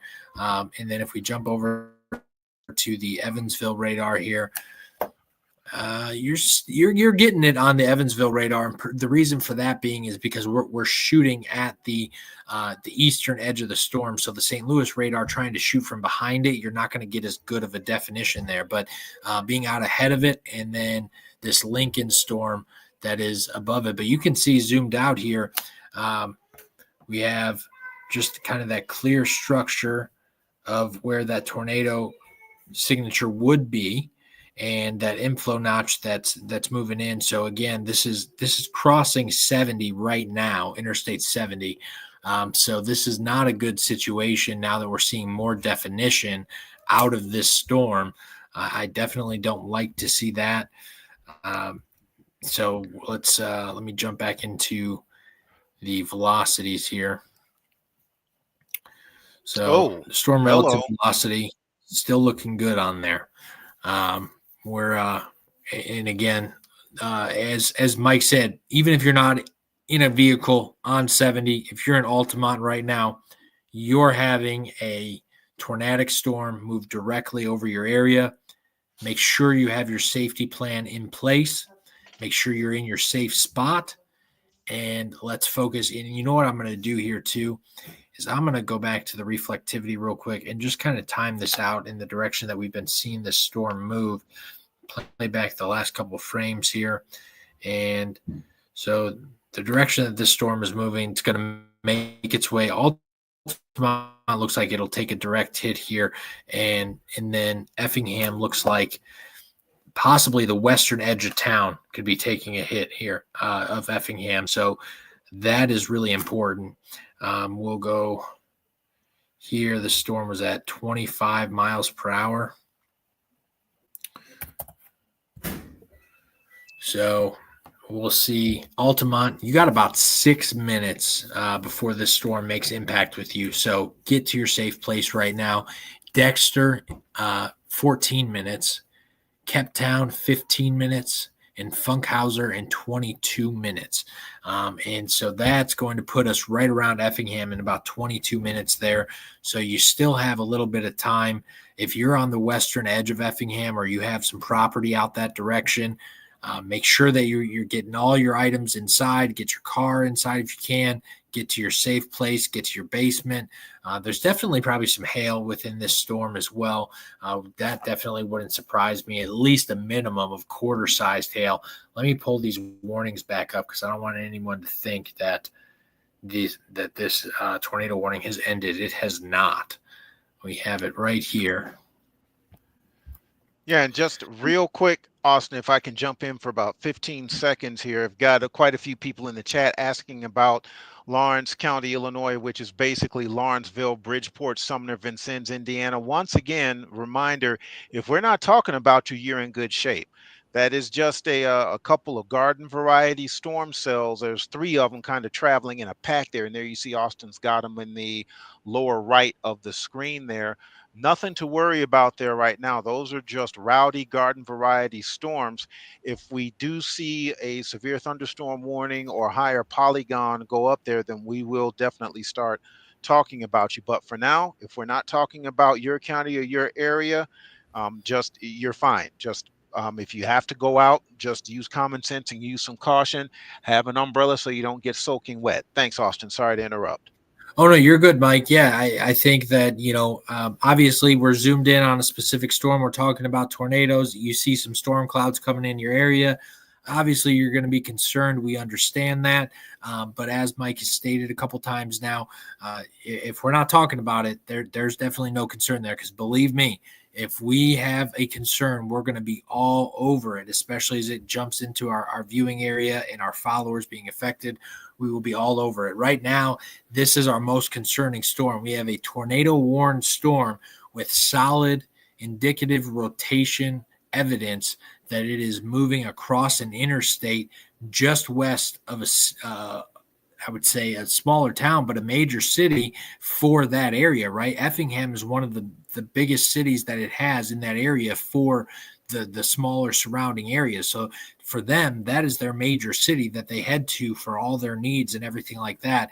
And at 7:39 p.m. Central Time, there's a lot of people out on the roadways. There's a lot of people out, whether they're getting groceries for dinner, whether they're headed home from work, whether they're going to work.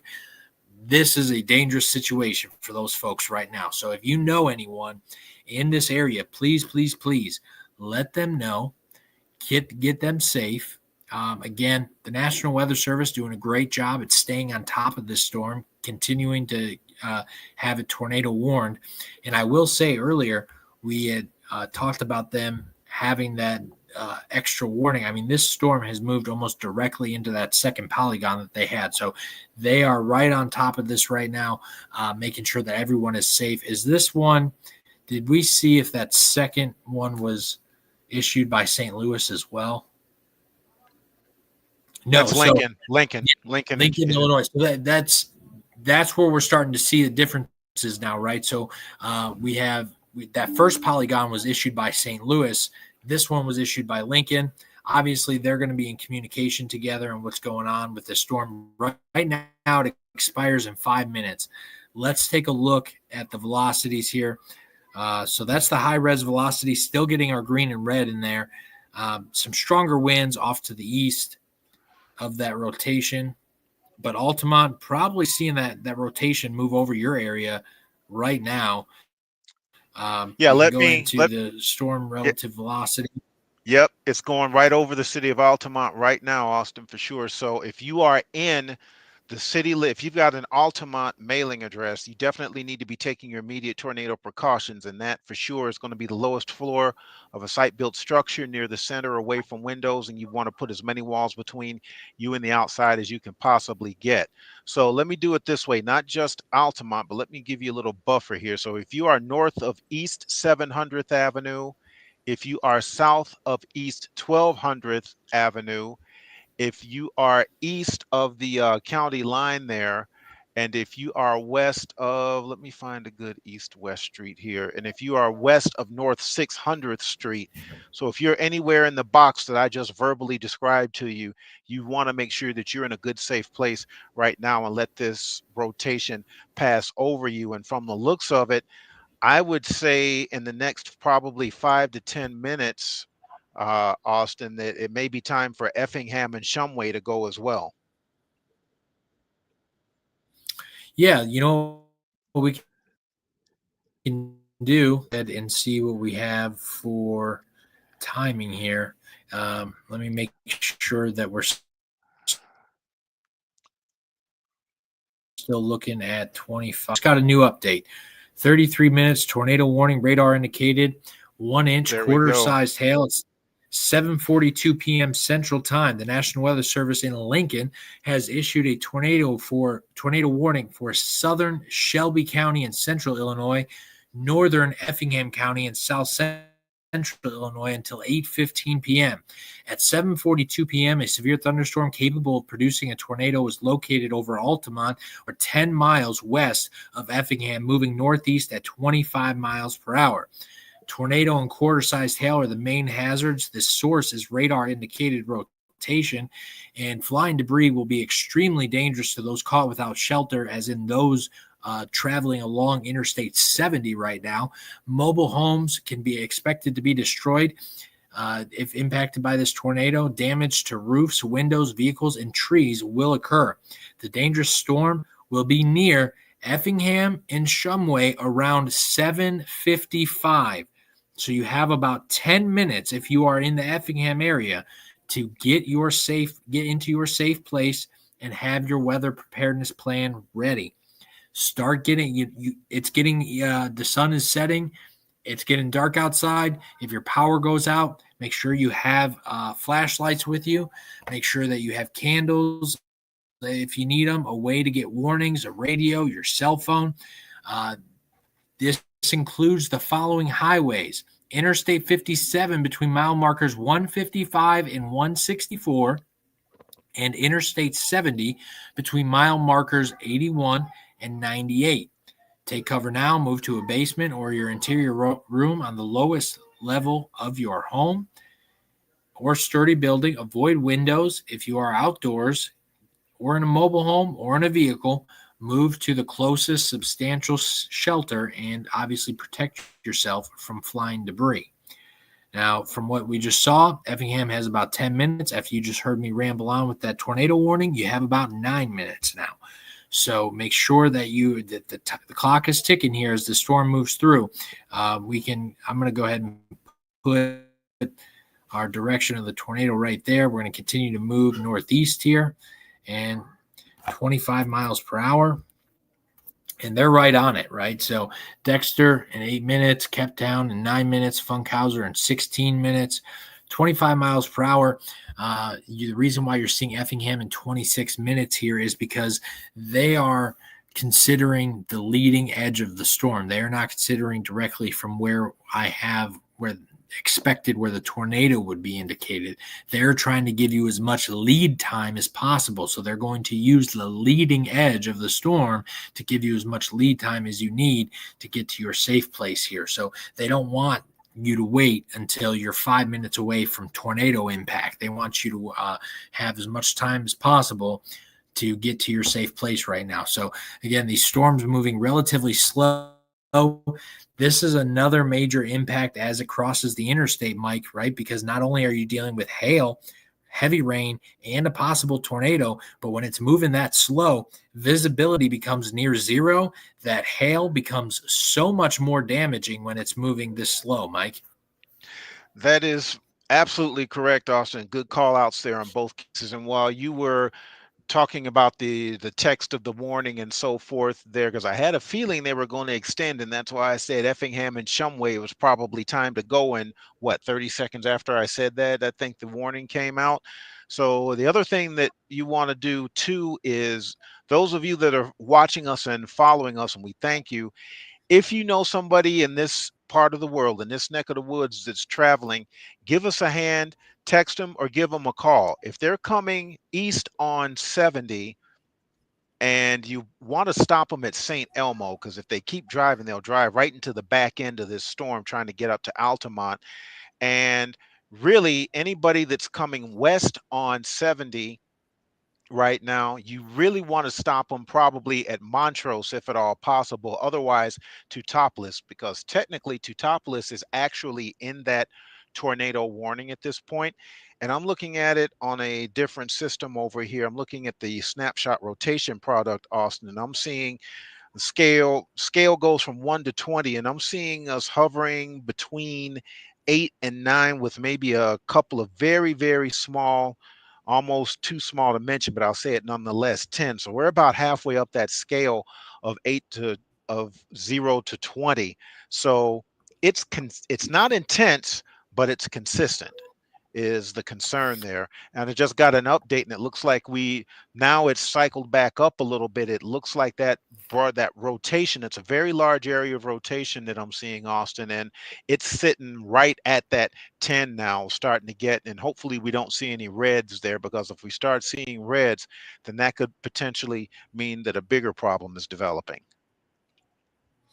Yeah, Mike, I'm seeing that rotation that you're talking about there, and it is coupling up a little bit again. And so, again, that's why I've been saying, this storm could be dropping a tornado 1 minute and then cycling the next minute and then dropping a tornado again 5 minutes later.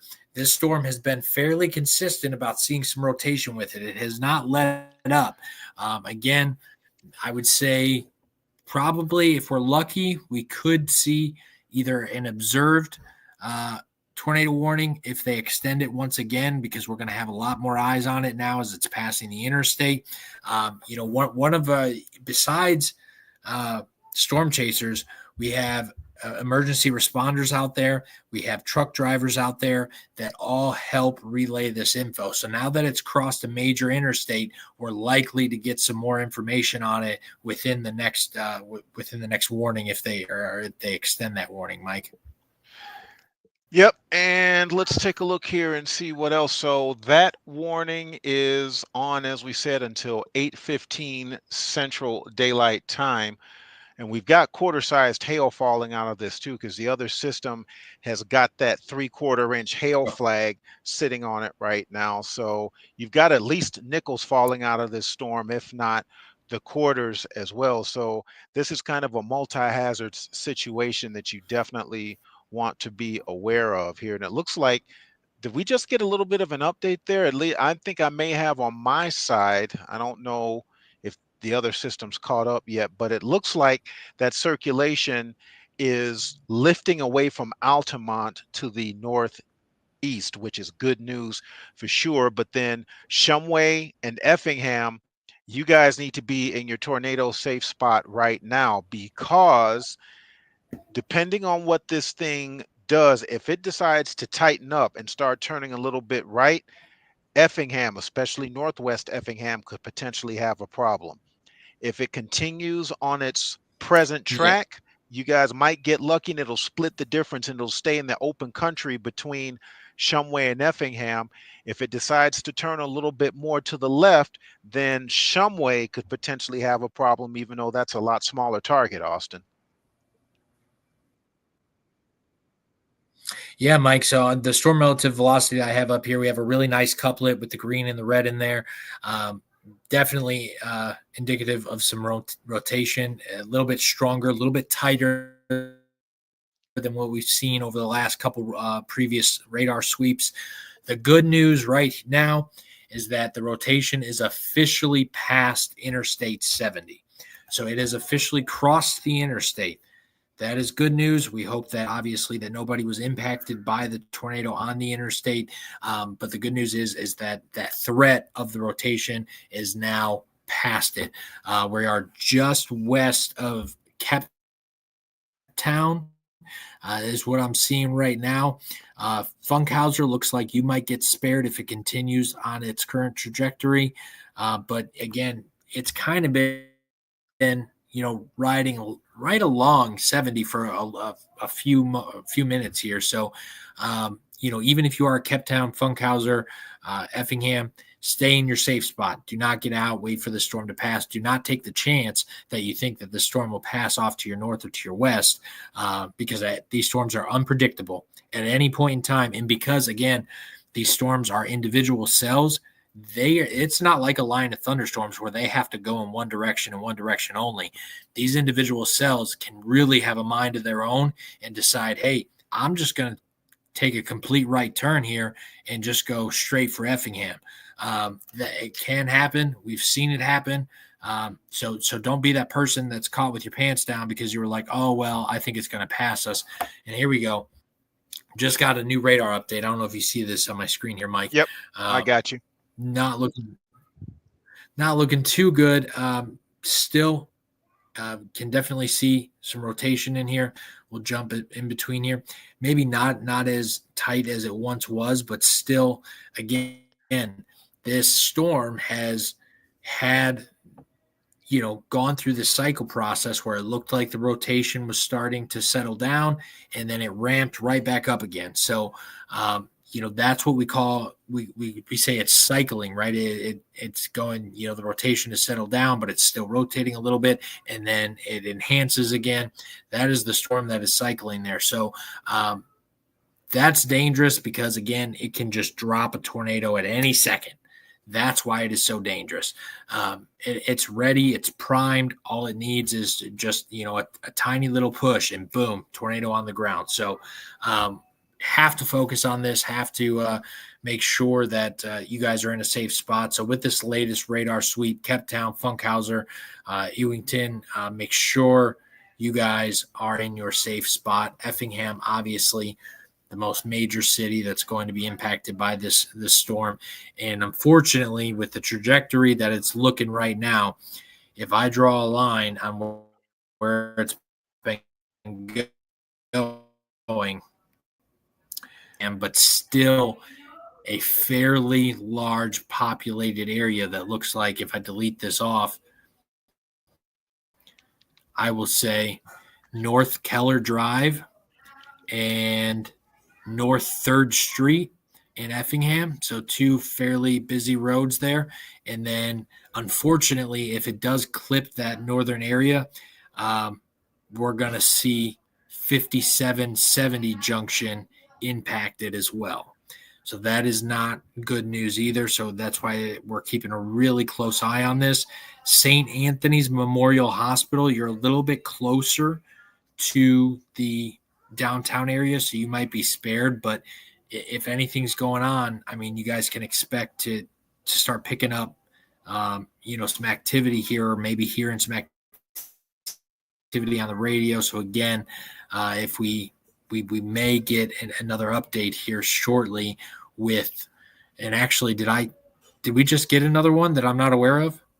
That's what I'm looking at here to see, and it looks like that thing might be turning a hair more to the right, which is not what we want to see. Is you're in a tornado warning, so if you've got an Effingham, Illinois mailing address, you need to be in your tornado safe spot right now. And I mean, Effingham, as Austin said a few minutes ago, largest community in this part of the world in Illinois. Just Not a in the big town Polygon. per se, but it is because it's about 12,300 people, give or take. But it's the largest community in this area here. And as Austin said, this is where a lot of people live, and a lot of people are driving in from the smaller communities, perhaps to work and so forth. So if you have an Effingham, Illinois mailing address, you need to be in your tornado safe spot right now. And especially if you're on that part of 57 and 70 that are co-located, that are co-signed together, coming along the north, northwest, and west part of the city, you really want to be in your safe spot right now. Let me take a look at snapshot rotation on the other system here, Austin, while you kind of probe that a little bit on your side, and let's kind of see what's going on there. Let's take a look here. Yeah, I'm just really not liking what I'm seeing here. Is it looks like it's going to cross the 5770 junction again. So while it already crossed 70, it looks like it's going to make another impact with 2 major interstates here. So again, if you're traveling along that direction, you know someone that's traveling along that direction, you have friends or family that live north of Effingham, make sure that they are in their safe spot. They have their severe weather plan in place. They have a way to communicate. And again, I do expect here, probably within the next polygon that gets issued, that we will have either another radar indicated or an observed. I really do. With the 2 interstates that it's going to be passing, the major city that it'll be passing for that small town area, there's a ton of eyes on this storm now. So the National Weather Service should be getting a ton of information fed into it right now. So within the next warning that we get, should it be a little bit more detailed than what we've seen here over the past few minutes, Mike? And absolutely. And the reason why we've got the concern, Austin is concerned, I'm concerned, this thing has been spinning like a top all the way back southwest down by Charbonnier, Illinois, and it's come all the way up through St. James. It shot the gap between Brownstown and St. James, thankfully. Looks like it just missed St. Elmo to the southeast. A close shave there, went right over Altamont, and now it's trying to decide if it's going to continue and shoot the gap between Effingham and Shumway, but it's going to be closer than the radar data, I think, would indicate. So you definitely want to be in a tornado safe place if you've got an Effingham mailing address, but particularly the west, northwest, and northern parts of town, especially if you're inside where 57 and 70 are co-signed and out there by where US 40 runs through town as well, Austin.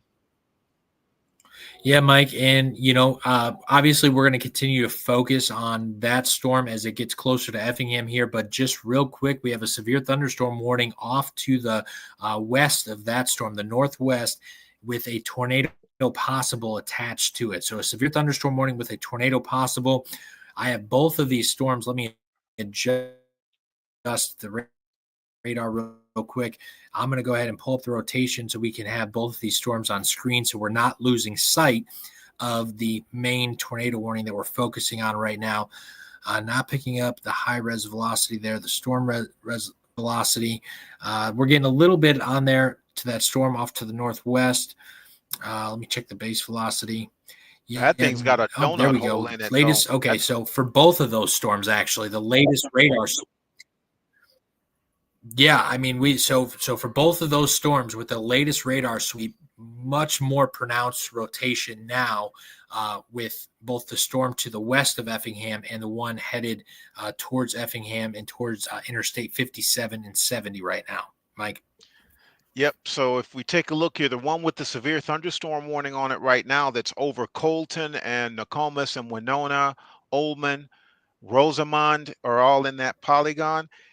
If I were you, I would give serious thought to moving to your tornado safe place right now, because it would not shock me to see them pull the trigger on a tornado warning for that storm that currently has the severe thunderstorm warning on it, because that's pretty healthy looking rotation here. And I'm looking at it with the storm relative velocity, the base velocity, and the snapshot rotation. And all three of them are kind of suggesting that, yeah, that's definitely something to watch. So we'll keep eyes on that one, or I'll keep an eye on that one. And Austin will continue to talk to you about this one that's threatening Effingham right now.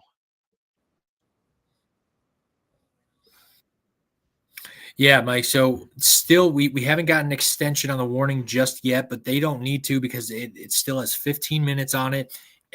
Effingham is still near the center part of the polygon there, so they're not going to extend that just yet. I will expect them to extend it when it drops down to roughly about 5 minutes, or when the storm gets a little bit closer to exiting the polygon, they will extend that warning again. But right now, unfortunately, as Mike stated a little bit earlier, that storm did take a little bit of a right turn, and now more portions of central Effingham, so the downtown area, going to be affected by this storm right now. So that is an unfortunate sight that we're seeing.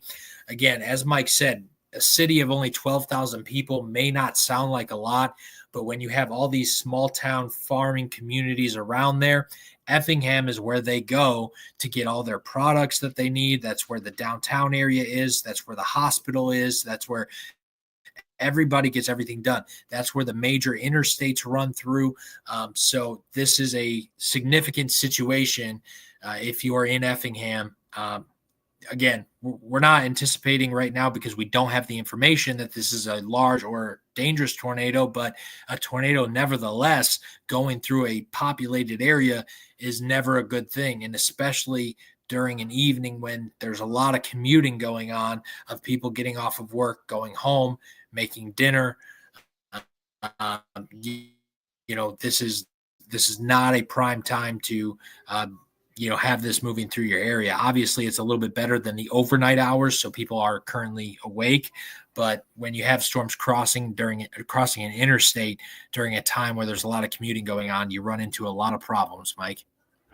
Absolutely, you do. And let me do this here when I take a look and give a few streets out this way here. So the circulation that I'm seeing in the system right now is south of Illinois 33. Okay, so it's south of Illinois 33. And let me give you some east-west streets here. We've got East 1600th Avenue, East Emerald Drive, East Oriole Drive, East Robin Drive, Club Rogan Court Drive, East Wren Drive, North Cardinal Drive, and some of your north-south streets are North 850th, North 900th. Well, it just moved, so scratch some of those. So now the rotation that I'm seeing with the radar update here, it's right on the intersection of North 1000th and Illinois 32 at this time. And also County Road 1000 is impacted as well. So you guys know where that's at. So it looks like, and it's still going to be a very close shave for Effingham, Austin, but it looks like, just going purely by the rotation products, This thing is going to stay out in the open country, and it's going to split the difference between Shumway and Effingham and leave those two communities alone. But nonetheless, there are people with farms and houses and such out in this open country between Shumway and Effingham. So if you're in the polygon, just remember it's not open for debate. If you're inside that polygon, which Shumway and Effingham, of course, are, you just need to be in that tornado safe spot, which is the lowest floor of a site-built structure near the center and away from windows, and have as many walls between you and the outside as you can possibly get. And Austin, I'm going to go ahead and keep looking at this on the rotation products and see if we can figure out what this rascal's next move might be. Yeah, I have the correlation coefficient up right now because I figured, hey, we're moving towards a more populated area. We might be picking something up. I have an area circled. Oh, well, no, it just updated on me again, but I can still see that area. It's not as intense as it just was. Let me delete that off your screen there and zoom in. So right here where you're kind of getting those blues and greens in here, we're seeing some possible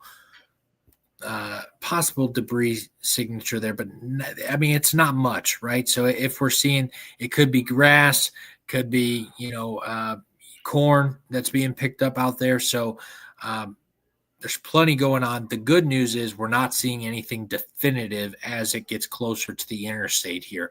That's probably the most important thing, Mike. Yep, we also could be seeing maybe some larger hail in there because the other system has a 1-inch hail flag on that storm right now, Austin. So we could be seeing some quarters falling down in here, and that will cause a slight reduction in the correlation coefficient values, but not the dropout where we get down into those bright greens and we get those blues, those light and dark blues that are definitely indicative of a tornado debris signature. Not seeing that yet. So Effingham, Shumway, hang in there. So far from what we're seeing, you guys are praying hard, probably, and living right, because I'm not really seeing anything indicative of that. And the only thing that the system did here is that it just bumped up. It went up to a 1.25-inch hail flag potentially for that storm cell, Austin. So, and that's going to be that purple area, that kind of darkish red with the little bit of purple that you're seeing there just off to the northwest of Effingham is what you're Yep. seeing. That's probably what we're looking at. And the problem that you get with that obviously becomes physics, right? If you're going at 70 miles per hour down an interstate and you're driving into a storm and you start getting hit with quarter-sized hail, that is not good news for your windshield. So again, if you are going to be impacted by this storm on the interstate and you are traveling or you're going to be traveling, wait for the storm to pass so you do not get, your vehicle doesn't get impacted. You don't have a higher risk of an accident and things of that nature, Mike. Yep, and right, and here's the other thing too, just so we definitely want to focus in on the Effingham area, that being the largest community in this part of Illinois. But with that said, as far as tornado warnings, that storm right now that's impacting Effingham and Shumway, or is trying to slide between those two communities, that's the only game in town right now as far as tornado warnings. The other things we have on the board, we've got, looks like 2, 3, 4, 5, maybe 6 severe thunderstorm warnings right now. We're still keeping an eye on that storm that is off to the west northwest of the tornado warning that's impacting Nokomis and Winona and Ullman and so forth. But they did extend there, and that's just got a severe thunderstorm warning on it. But something else that I'm seeing that it has right now is it looks like potentially a 2-inch hail flag on that storm. So there's definitely some cars that are going to get beat up pretty good here, beaten up and dented up. I'm going to take a look at that storm from the Lincoln radar, and that 2-inch hail flag is consistent. So it looks like that storm there off to the northwest of the tornado warning is going to be more of a wind and hail producer than a tornado producer right now. But we want to keep an eye on it nonetheless. So we'll go ahead back here with Austin. We'll continue to keep an eye on this thing going between Shumway and Effingham right now. Austin? Yeah, Mike, I don't know if you can see my screen, but what I'm not liking in there, and I've kind of drawn in there where we can see the curvature in this storm a little bit here, because we don't have the greatest radar look at it, but I've kind of tried to shape out where we could be seeing that hook echo shape, and it's not great. Again, it's moving just north of Effingham right now, which is good news. But again, going to be crossing the interstate here very shortly. But definitely, even though this is a very blurry, messy picture, I think we're able to make out where we could see that hook echo, Mike. I do agree with that. And then taking a look, can you flip back over to CC real quick for us? Absolutely. Let me jump in here. Because it looks like I'm seeing a little bit more on the southern edge of that, which would basically be the northwestern part of the city of Effingham right there. Because I also don't like, yeah, you've got it circled right there, beautiful, that black pixel right there, and that could be an error in the algorithm, but what that could also be is such an intense return that the computer doesn't have a color to assign to it, so it just blacks it out. Okay, here we go. We got a new update here, and so we're getting a lot more blues, like Mike said, kind of off to the northeast here. So, the kind of area that I'm looking at right here, and possibly right here, and then we still have that signature, that black pixel right there. But I would say that the primary area going to be off to the northeast because it's a little bit more consistent than kind of some of these broken areas off to the south there. So. The good news is, again, still nothing definitive just yet. We may have, if once they extend this, we may have some more information on it because my guess is best case scenario, they drop this down to a severe thunderstorm warning. Worst case scenario, the next warning that comes out is an observed or considerable threat tornado warning, Mike. That's what I'm looking at this too in the radar data from the various radars. And if you could imagine, everybody that's following, the dilemma that we're working through right now trying to track this for everybody is this storm is literally out in the middle of a geometric shape, a parallelogram, I think they call it. So if you go from just north of Evansville, there's one radar there.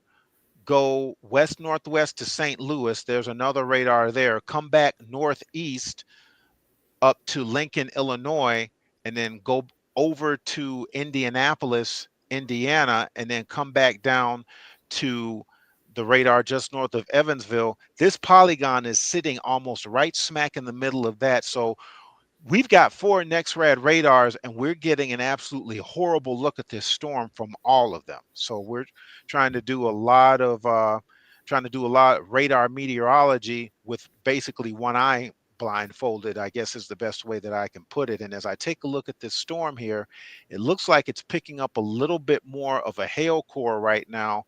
And the center of the storm looks like it's slid pretty much through Effingham and Shumway. And it looks like it's probably giving, from what I'm seeing there, that looks like maybe the northwestern part of Effingham is kind of in a sideswipe scenario. Austin, would you concur with that?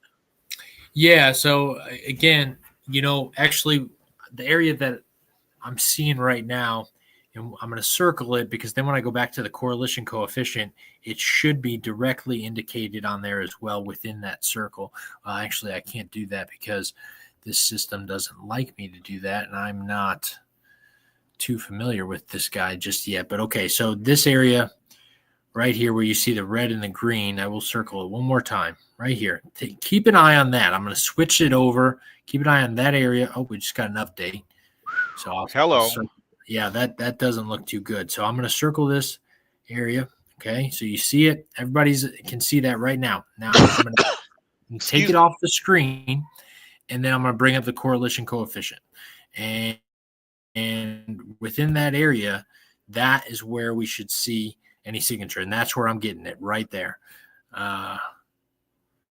Right here. Yeah. So there is something either down or very close to the ground right there where you circled. You got that thing nailed, Austin. I think, yeah, I definitely wouldn't be surprised if there is a tornado on the ground or has been in the past and is still pulling debris with it. And even if it was just on the ground within the last radar sweep and then started cycling again, remember, I mean, when the correlation coefficient is detecting debris in the air, it can be thousands of feet in the air, right? So it can travel for quite a while with the storm as it continues to detect it there. So that is going to be the primary area of concern at the moment. The good news is that area that we're seeing that is north of Effingham. The bad news is we could be potentially seeing a little bit of debris as it's crossing the interstate. The good news that we just got just now is that they extended it as a severe thunderstorm warning with a tornado possible. So they're not seeing enough evidence to continue the tornado warning just yet, but they're also not seeing enough decline to just let it go as a severe thunderstorm warning alone without a tornado possible. So, again, they're kind of covering their own here that there could still be a tornado in there, but they're also letting everybody else know too that, hey, it's a severe thunderstorm warning. Just had that tornado warning expire. So this is the primary area. And let's get some details on it. I'll go ahead and read this out here. The severe thunderstorm warning, National Weather Service, Lincoln, Illinois, at 8:13 p.m. Central Time. A severe thunderstorm warning was issued for Shelby County in central Illinois, western Cumberland County in east central Illinois, and north central Effingham County in south central Illinois. At 8:13 p.m., a severe thunderstorm was located near, Teutopolis, or near Effingham, moving northeast at 25 miles per hour. Hazard 60 mile per hour wind gusts and quarter-sized hail. Source radar indicated hail impact. Hail damage to vehicles is expected. Expect wind damage to roof sidings and trees. This severe thunderstorm will remain over mainly rural areas of southeastern Shelby, western Cumberland, and north central Effingham counties, including the following: Siegel. This includes the following highways: Interstate 57 between mile markers 160 and 179, and Interstate 70 between mile markers 94 and 97. Remain alert for a possible tornado. Tornadoes develop quickly from severe thunderstorms. If you spot a tornado, go at once into your basement or small central room in a sturdy structure. So again, they are not letting this go. Here's some more information with this. Large hail, damaging wind, and continuous cloud-to-ground lightning are occurring with this storm. Move indoors immediately. Lightning, one of nature's leading killers. Remember, if you can hear thunder, you are close enough to be struck by lightning. Torrential rainfall is also occurring with this storm and may lead to flash flooding. Do not drive your vehicle through flooded roadways. Tornado watch remains in effect until 10 p.m. Central Time. Again, heavy torrential rainfall occurring with this storm, and it is about to cross a major interstate. It is also dark outside now.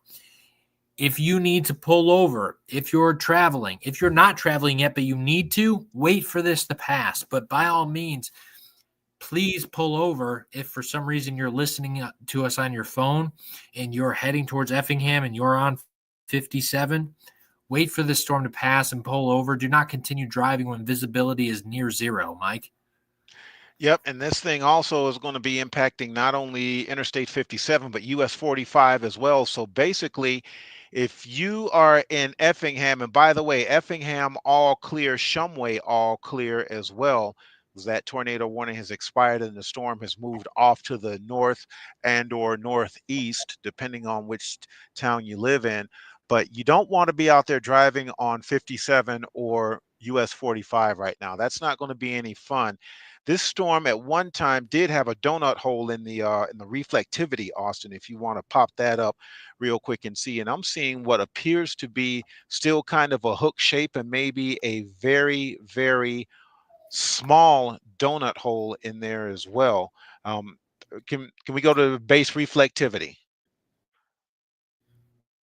Can you get the base yeah, right there. Okay, there you go. That's very pixelated, but right where that the shield for the I-57 marker is at right there, there was a little bit of a donut hole, so an area of weaker returns there, and that can be sometimes used as a proxy to indicate spinning or rotation in the storm right there. And as Austin was saying, this thing is definitely going to be dropping some rain. So I'm in the process of looking right now to try to see how much rain we can expect out of that storm here.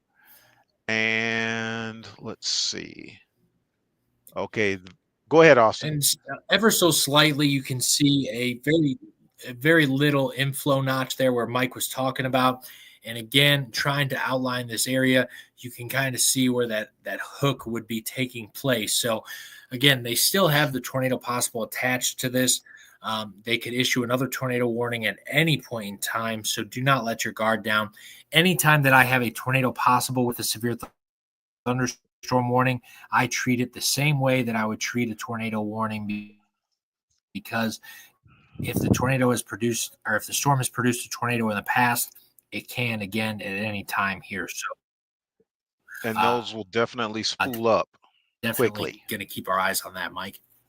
Yep, and those will definitely spool up quickly. I'm taking a look here and I'm getting radar estimated rainfall amounts up to about 3/4 of an inch here. So here's the problem with that. That's 3/4 of an inch in and of itself is a good soaker, right? But here's the problem. These storms are only moving about 20, 25 miles per hour. So that's 3/4 of an inch of rain over the same area for an extended period of time. And as you can see, Austin there he's got the hourly precip estimate, radar estimate up there, and you're looking at about an inch, not quite an inch an hour of rain, but close enough to it.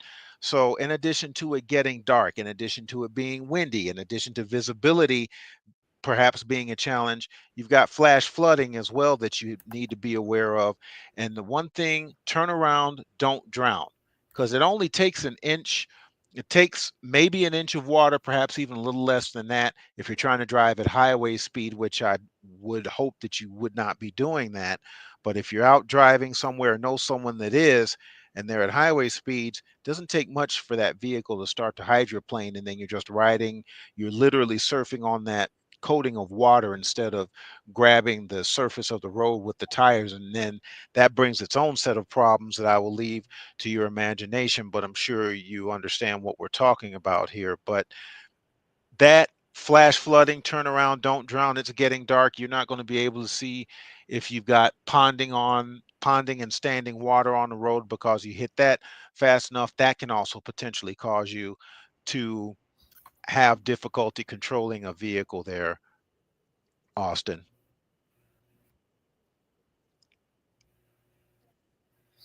Yeah, Mike, and I have circled the town of Siegel there, and also where we're going to see the heaviest rainfall and hail, uh, passing 57 and moving through the town of Siegel there. So um, it's important, again, if you're driving, if you're going to be driving, just wait it out. I mean, this is a single celled storm.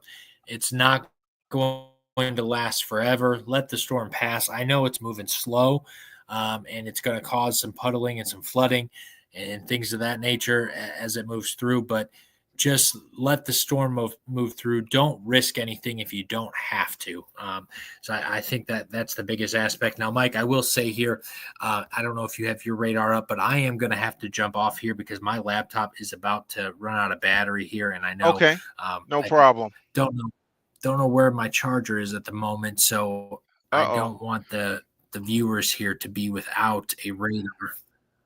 Nope, we can absolutely do that. So if you wanna go ahead and we'll go ahead and push a few buttons here and I can go ahead and jump in. So you guys should be able to see my radar up right now on the stream here if Austin's able to kind of pop that in here in just a second. You guys should Yep, be I'm able gonna to see remove that. mine and throw yours There up we go. here. Okay. Okay, so yeah, so you All go right. ahead and Well, try to locate that charger and everything. And Austin, really appreciate the help standing in until I was able to get through rush hour traffic and and get back to my place here so we could continue to keep people safe this evening. Absolutely.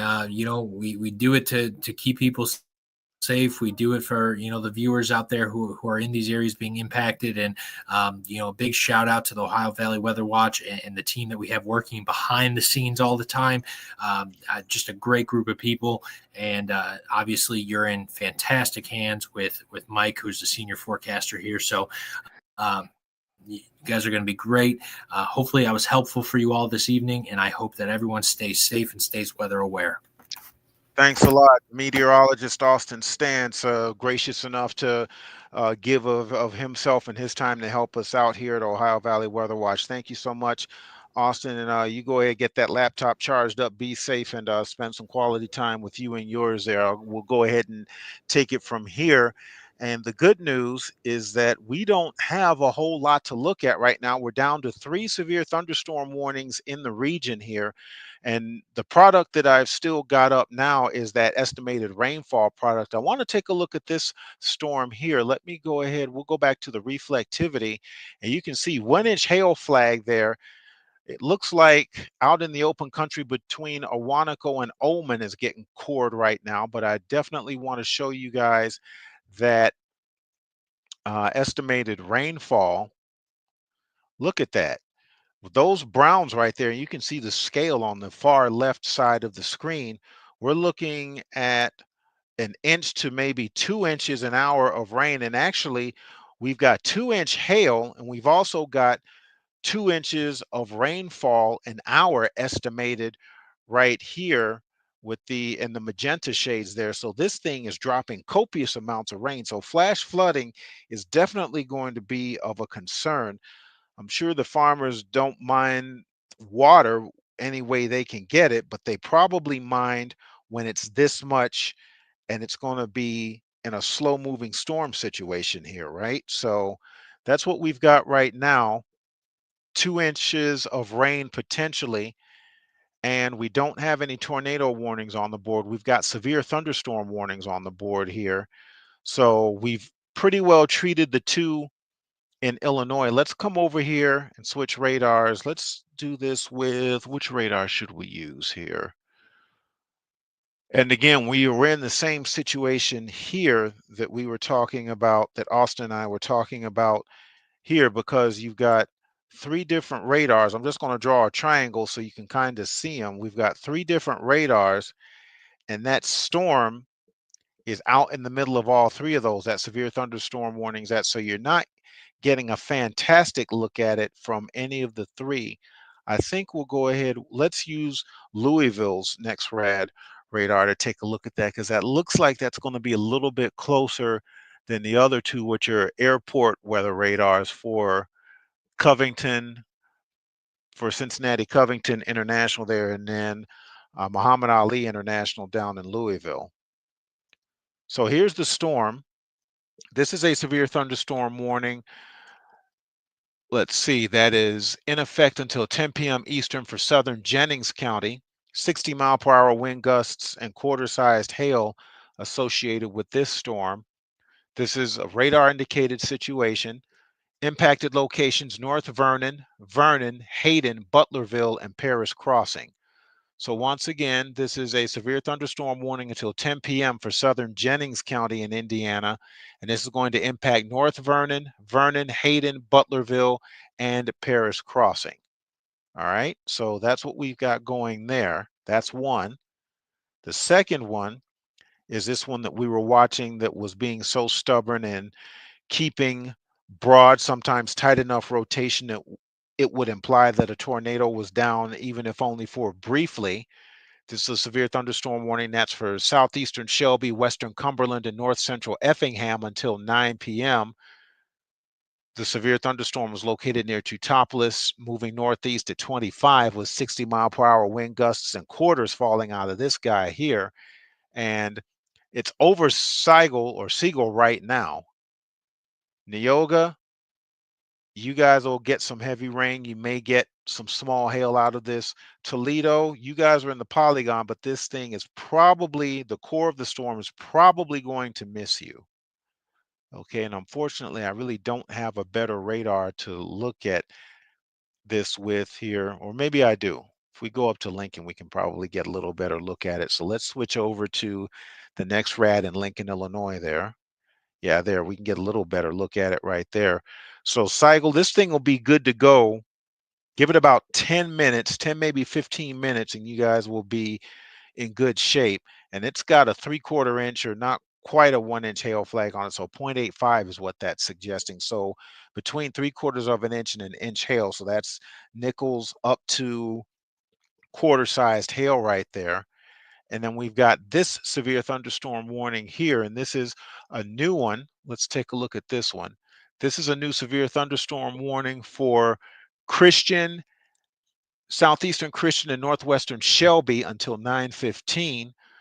This thing's got ping pong ball sized hail. That's why the 2-inch hail flag is there, and 60-mile-per-hour winds. So we're going to zoom in on this one. And there you see right there, that's where the ping pong ball sized hail is going to be falling right there, because it's got the radar return almost maxed out in that location. And this is out in the open country between Ullman, Pana, and Owanaco, Illinois. It's got a very broad hook shape to it. I see the old severe thunderstorm warning has dropped off there. So it's got a very broad hook shape to it right there. Okay. So we may see some rotation here, but that 2-inch hail and 60-mile-per-hour straight line winds is what the really concerning elements are with that storm. So once again, that's a severe thunderstorm warning, southeastern Christian, northwestern Shelby, in central Illinois until 9:15. That storm is only moving northeast at 20 miles per hour, and it's got ping pong ball sized hail and 60-mile-per-hour wind gusts. So that's definitely going to dent cars and probably break a few car windows, and may even break a few house windows as well too. So make sure that you're inside and you're away uh, from windows, from exterior windows on the side of your home right there. Okay, so that's that one. We've talked about this one here, and that southeastern Shelby, western Cumberland, north central Effingham until 9 p.m. Central. And then we've got this severe thunderstorm warning over here in Indiana. So there's 2 in Illinois, 1 in Indiana right now. And you know what? Let me do this. Let me flip over to the other system, and we'll just give you a composite view. We'll use the composite radar and get to the base reflectivity, and we'll zoom out and give you a broad view. So see, not a lot of widespread activity, but the fact that there's so much elbow room for these storms to operate in, that's what's got them kind of rowdy, even with the not so great dynamic support that Austin was alluding to earlier. Okay, so that's what we've got here right now. We've just got these 3 warnings in the area. Let's go ahead. I'm going to loop this, and it'll take a second to pull everything in, and then you can just kind of see the evolution of everything here as it ingests the data. And then that animation will smooth out another time through here, maybe 2 more, and you'll just be able to really see what's going on across the area. See, and there we go. Should be really smooth here one more time out.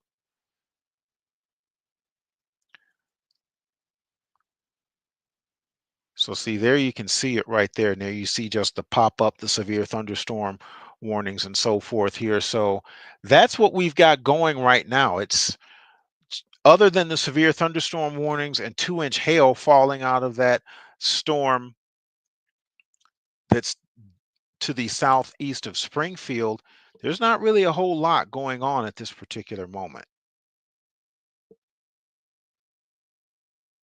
And again, a big thank you to meteorologist Austin Stance for covering until I was able to get home from the day job here to hop on here and make sure that you guys were safe.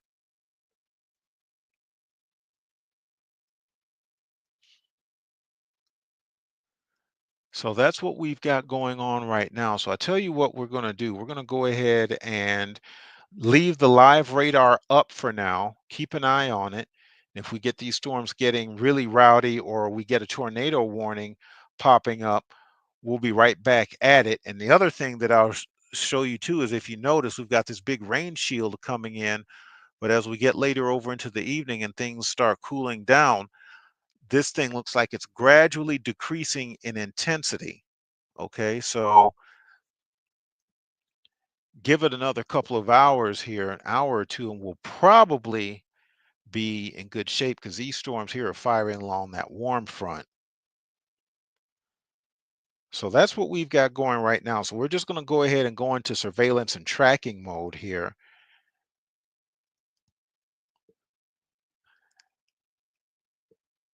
And I'm taking a look here before we just go to tracking mode with the radar. I'm just checking the chat here really quickly. So Hamilton, so the only counties, let me zoom back in here and show you guys what's going on. I'll stop this and we'll go to the current view. So we've got this one severe thunderstorm warning here, and that's until 10 p.m. Eastern Daylight Time for southern Jennings County for this one. We'll come over here, and then we've got this guy here. North Central Effingham is out of this severe thunderstorm warning. It does remain in effect until 9 for southeastern Shelby and northwestern Cumberland counties. Then we got this guy here, the hail producer, the one that's probably going to damage a few things. And that's a severe thunderstorm warning. And that's for southeastern Christian and northwestern Shelby until 9:15. And that's the one with ping pong ball sized hail and 60-mile-per-hour winds. So if I didn't mention anything, you just got garden variety thunderstorms that may have some small hail in them. And by small, I'm talking nickel sized or smaller. Okay. So that's what we've got going right now. We're going to go into tracking mode here. We'll come right back to you if we have any more tornado warnings. So this is senior forecaster Mike Estwick, Ohio Valley Weather Watch.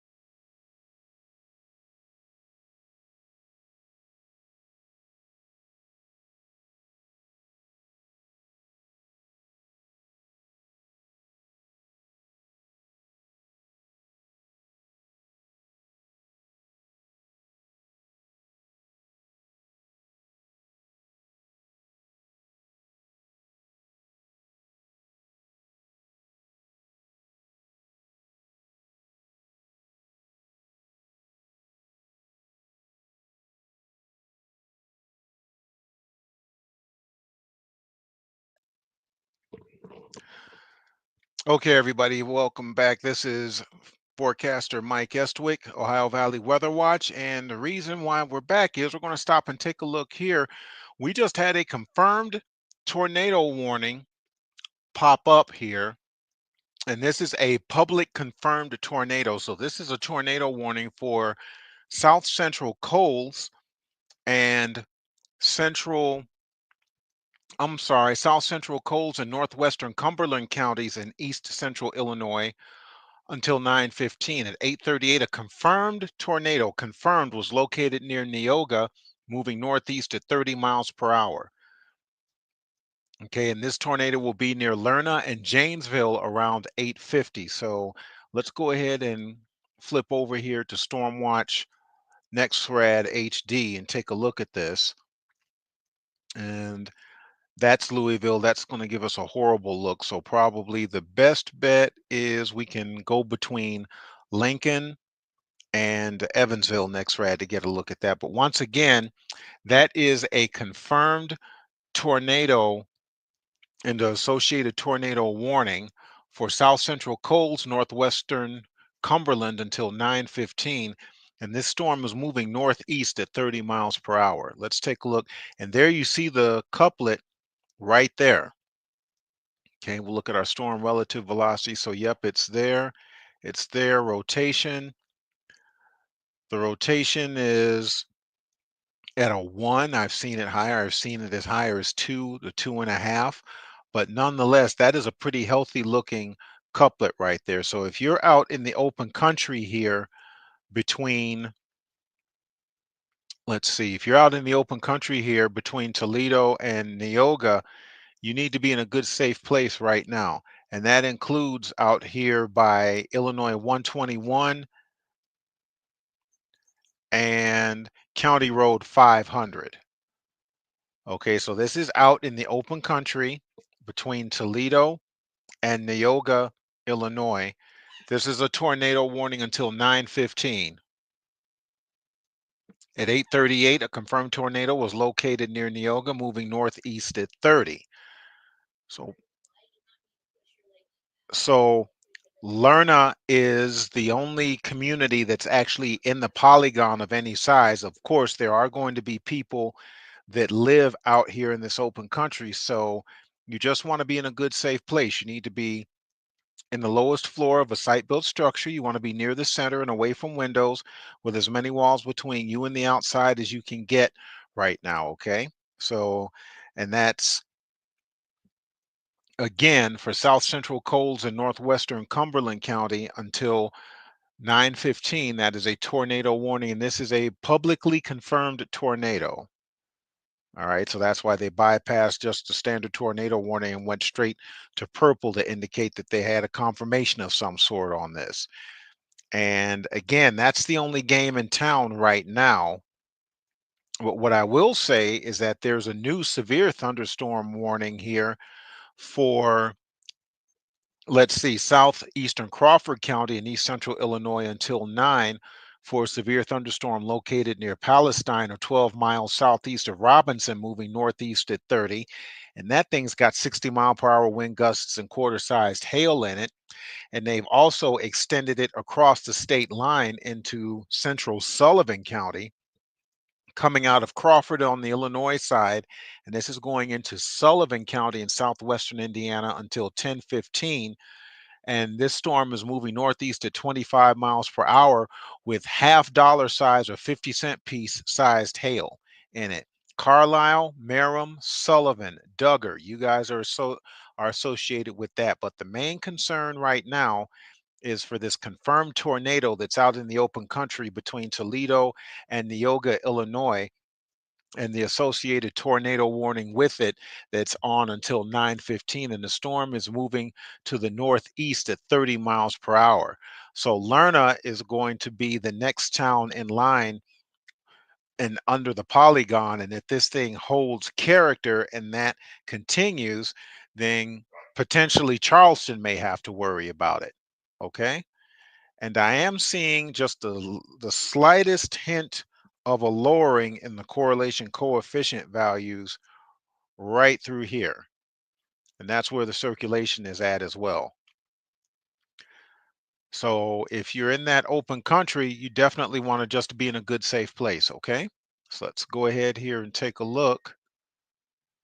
And there you can see it really good. The couplet with the storm relative velocity, it's right there, right by that 3/4 inch hail flag that you see sitting there.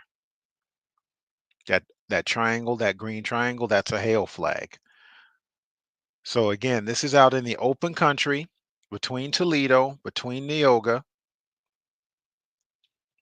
and you just want to make sure that you're in a good, safe place. Okay, and that's going to be the lowest floor of a site-built structure. That's going to be near the center, and that's going to be away from windows.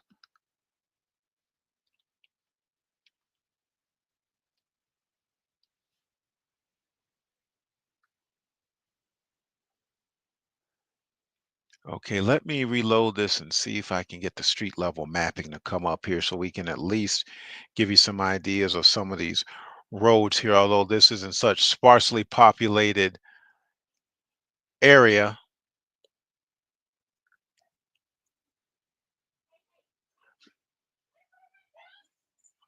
Let's see here.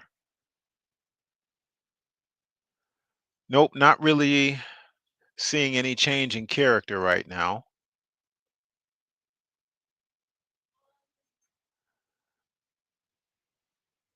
So let's take a look at it here, and I'm gonna very quickly work with the computer and try to get that and try to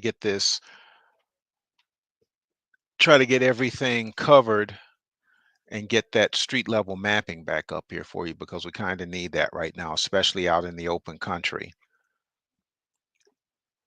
And there's two severe thunderstorm warnings in Indiana right now, but that literally is the only game in town as far as for tornado warnings is this one that we're covering as we speak.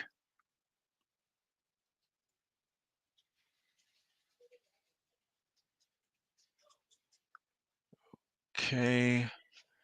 And guys, I apologize that I'm being quiet. You may hear, just like you heard with Austin, his family was in the background. I've got mine here too, and a canine friend that is on the mend after some emergency surgery a couple days ago. So let me see here. See if we can find this. Okay, here's the other thing I can do too. I'm just gonna go ahead and close out that particular portion, and we'll run with this here for just a minute. Let's take a look at snapshot rotation and see if we can find anything. So weak rotation out in the open country here between Neoga and Toledo. Lerna, you guys have got some time. These are slow moving storms tonight. They're only moving about 20 miles per hour, but don't wait for 20 minutes, a half an hour to take your tornado precautions. You guys go ahead and do that right now and go to that tornado safe spot that you should have already had identified. That lowest floor of a site built structure near the center and away from windows with as many walls between you and the outside as you can get. That's where you need to be right now. Okay.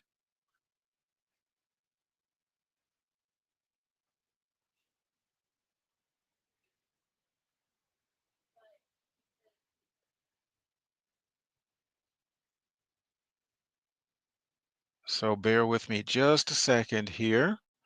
And I will also kind of go back into the comments here in just a moment too. Okay, there we go. So we'll bring this over, expand it. Let's get dialed into the tornado warning up here. Now, there we go. Sometimes a restart is the fastest way to do it, the best way to do it. And we'll get back over here to the radar. This is a Lincoln radar. Okay, so here we go.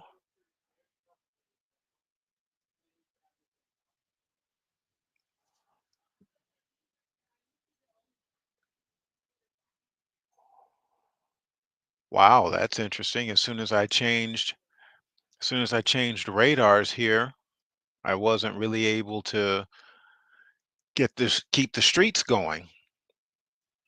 So I have to see, that must be some type of a system glitch there that I have to work with.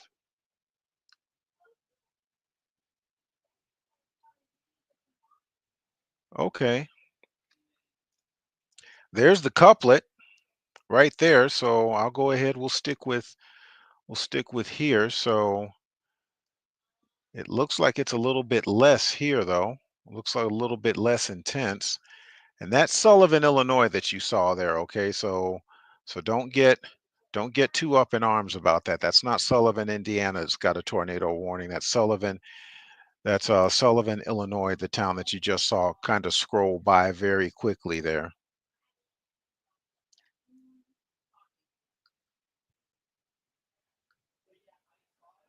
Okay. Yeah, I don't get it. So it doesn't want to load the streets for me down here.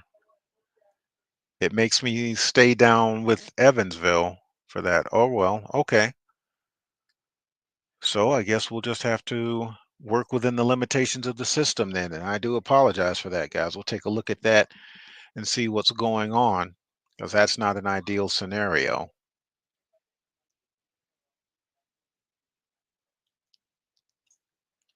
So we're just going to let the system pull in the data from the next rad down there in Evansville.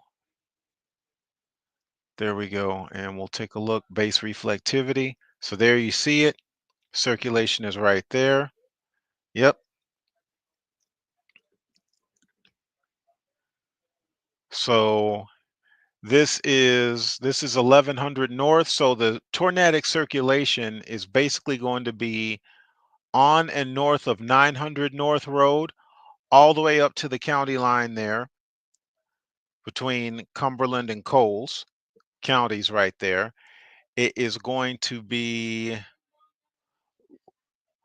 let's see, it's going to be west of State Highway 130,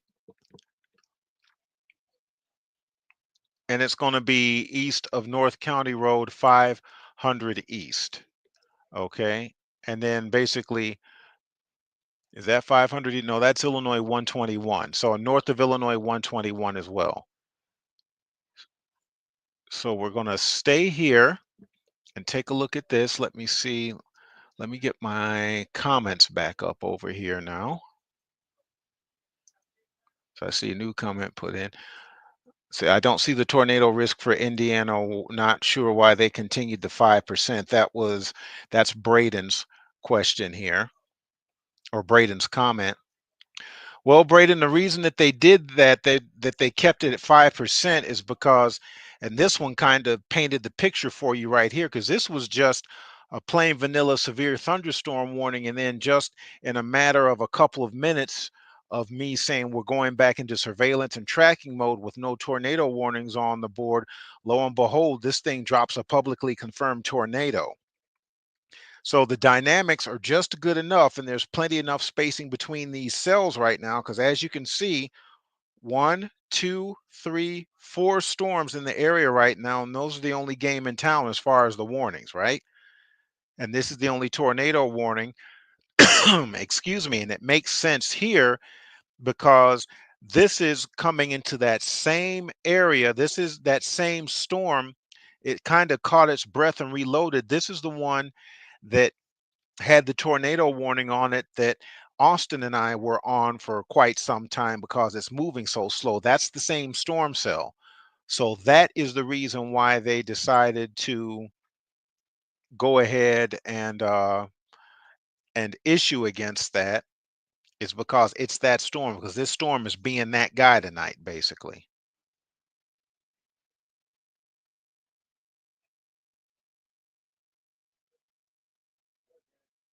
So let's see here. Again, Lerna being your tornado safe spot right now, lowest floor near the center, away from windows, as many walls between you and the outside as you can get. Anybody that's out in the open country between Toledo, Illinois and Lerna, Illinois should also be taking their tornado precautions right now. And the circulation is coming up on the Coles and Cumberland County line at this time. Okay, so it's getting ready to cross into Coles out of Cumberland.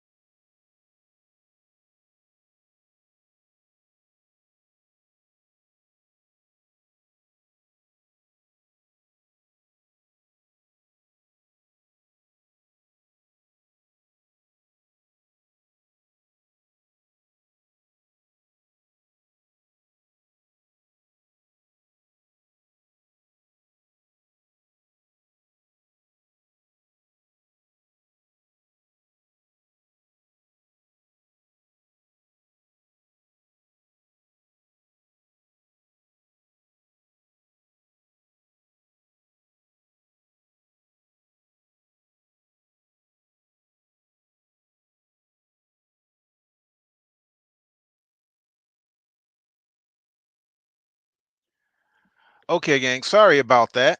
Let's zoom out here, make sure nothing else decides to get crazy and spool off a tornado. And I'm not seeing anything right now. We're using the Lincoln, Illinois NexRad right now. You know what? Let me try a different system here and see. Let's switch this one to Lincoln and see if I have any better luck getting that street level mapping in for you. Okay, yep. And I think I will, maybe. So let's go to, we'll change the site, Lincoln. There we go. We'll let it load. Here's the tornado warning down here.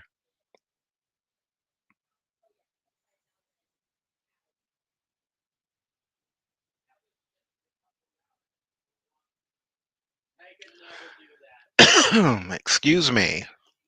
I have to get a drink. Let me grab a sip of water, guys. 1 second.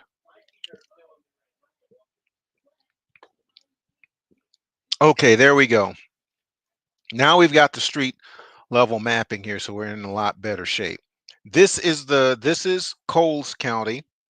This is Cumberland County. The hail shaft is bisecting the two counties right now. Let's look at our storm relative velocity and then look at our base velocity here. So there you see the rotation, fairly broad, and it's getting ready to cross over into Coles out of Cumberland County right now, but it's north of 1200 north in Cumberland County, and it's south of Lerna, and the road coming out of Lerna there, that is County Road, that's Coles County Road 9 coming out of Lerna right there. Lerna's just a few streets down, but there are people that live on all these streets, so that's why we're here. If it's a tornado warning, we're going to take a look at it. The circulation is going to be west of Lincoln Highway Road in Coles County, and it's going to be east of North County Road 650 East. All right, so this is it right here.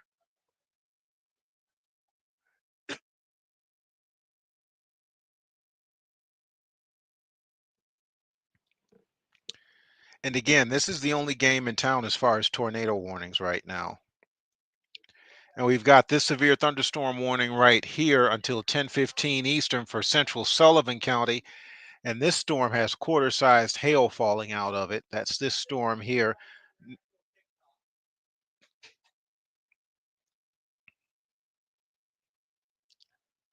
And we're down to just these three warnings right here. They dropped the warning that was off over here. That expired, so that's good. So we'll stay focused right here.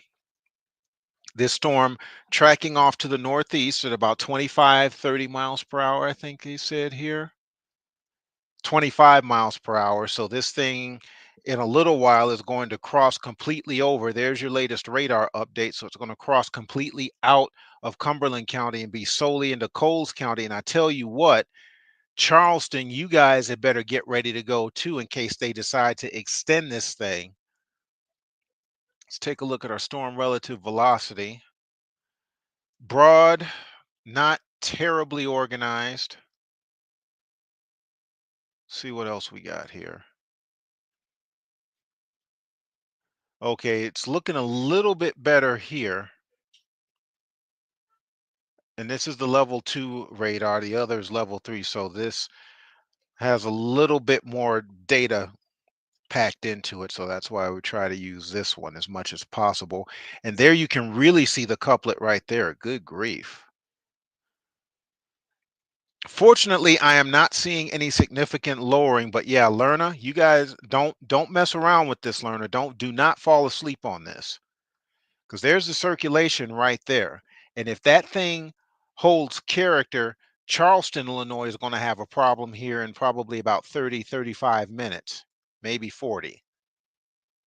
I do see some broad rotation here just outside of Loxa. So between Loxa and Charleston, I'm seeing a little bit of rotation as well. But this is the main headache right here. And let me see, let's check rotation. Okay, see, and I'm starting to see a little bit of, you can see the broad rotation there because I've got two areas of rotation. And we come back here. So this is winds moving away.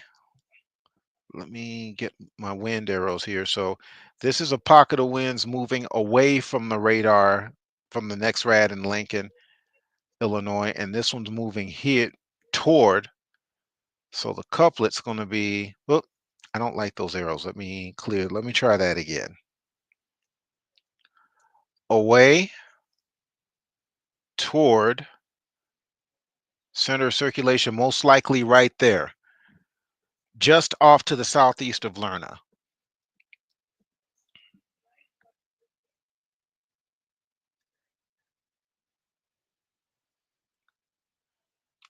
So you definitely want to be on the lowest floor of a site-built structure and near the center and away from windows with as many walls between you and the outside as you can get.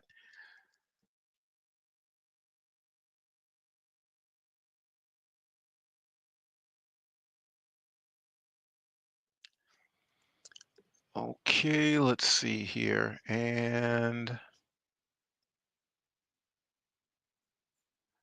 okay, so there's the storm relative velocity product.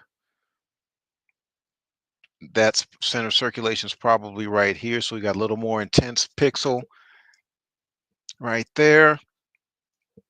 And that literally just kind of got picked up here in the last scan.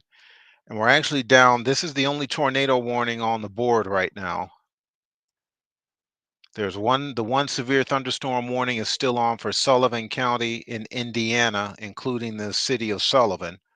But we're staying here because this is the most immediate threat to property and perhaps life.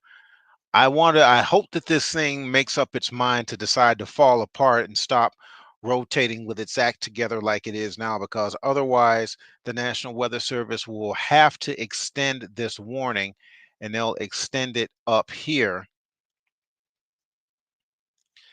And what they'll do is it'll probably be something like this. They'll probably make it big enough to get Westfield in there. So that would be Loxa, Charleston, Rardin, Ashmore. You guys could potentially be next in line here, especially Charleston. Loxa, I would say, and Rardin too. Okay, but we'll cross that bridge if and when we get to it. The only tornado warning on the board right now, right here, Cumberland County, Coles County, and I tell you what, if this thing keeps going further north and east, it's actually going to get out of the Ohio Valley Weather Watch coverage area, and we'll let it go because Douglas and Edgar counties are the northern extent of our coverage in the state of Illinois. Okay, so, and that's these counties up here. Because you still got Clark, you got Crawford County here, Clark, and then this is all Clark, and then that's Edgar County right there. And then Douglas County right here.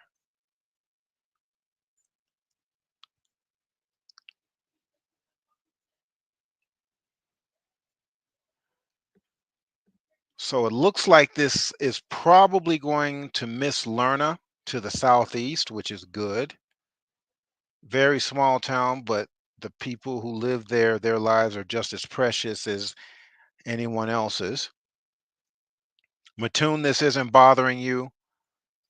Toledo, this isn't bothering you. Neoga, Toledo, all clear. Mattoon, you were never in it. Loxa, Charleston, Westfield, Ashmore, Rardin, be ready to go. We'll see what happens here over the next several minutes, how the National Weather Service decides to play it with whatever warning they're going to extend. And this is the suspect right here that would be most likely to have the tornado warning extended, because this guy's been dropping circulations off and on for the last couple of hours. And all the severe thunderstorm warnings are canceled now. So this is literally, this guy here is literally the only game in town right now. No severe thunderstorm warnings anywhere in the Ohio Valley Weather Watch area. We've just got this one confirmed tornado warning, and this should be expiring in, let's see, about 9 minutes. So we'll know in the next 3 or 4 minutes here what the National Weather Service is going to do, whether they're going to extend it, and Charleston and Loxa and Ashmore and Rardon have to get ready to go, potentially Westfield.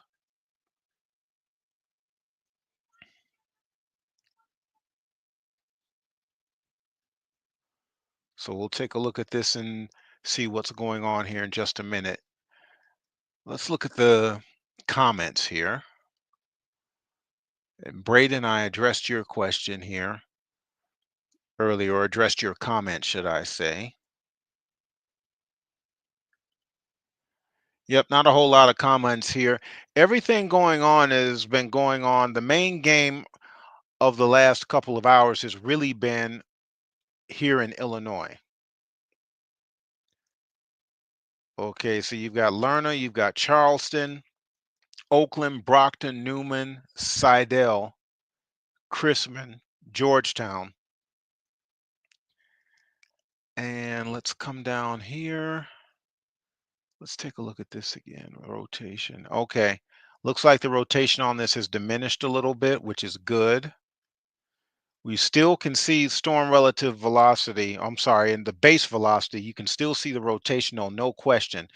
So it looks like this thing is going to skirt past Lerna to the southeast and east, stay out in open country. So now the $64,000 question is, what is it going to do as it makes its way up toward Charleston?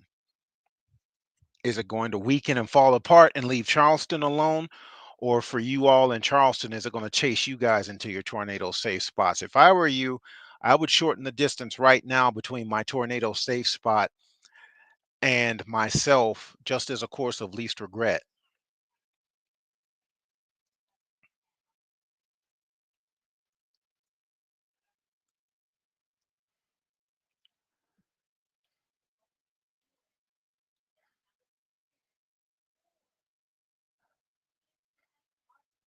Yeah, you can still see the rotation right there. There's an update.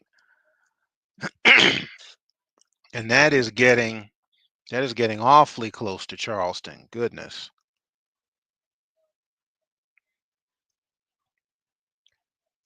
So if you're south of Illinois 16, if you are west of Illinois 130, and if you are east of North County Road 870 East, and you're north of the Cumberland and Coles County line, you should be in your tornado safe spot right now.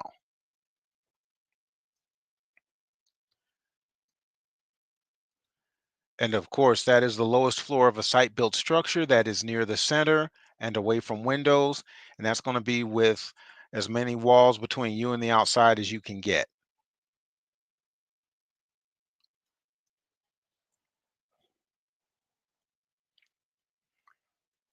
So yes, we will see. If you know anybody in this neck of the woods around Charleston, Illinois, give them a call and let them know to be careful and to be ready to head for lower ground here sooner rather than later.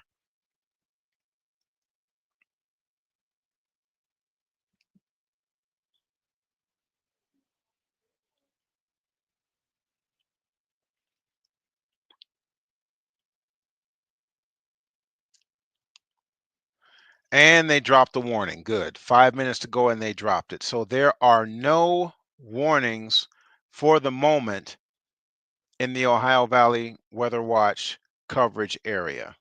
Okay, and that's a good thing. So let me go back here. Let's come back out to the composite radar. We'll pop that back up for you. And we're going to go back into tracking mode right now. And there we've got just a few storms right here. We definitely do need to keep our eyes on this one here because that thing may tighten back up and necessitate another warning at any time. But everything else, so these are those just cellular storms just firing kind of out on their own in the open. And There's nothing really going on. You got a kind of an unruly mob of storms over by Cincinnati, few storms around Bloomington, thunderstorm or two in Sullivan County going through Sullivan. Then you've got Charleston, and then some storms that look like they're going to be heading up to Springfield. Okay, so we're going to go back to tracking mode here. And this is senior forecaster Mike Estwick, Ohio Valley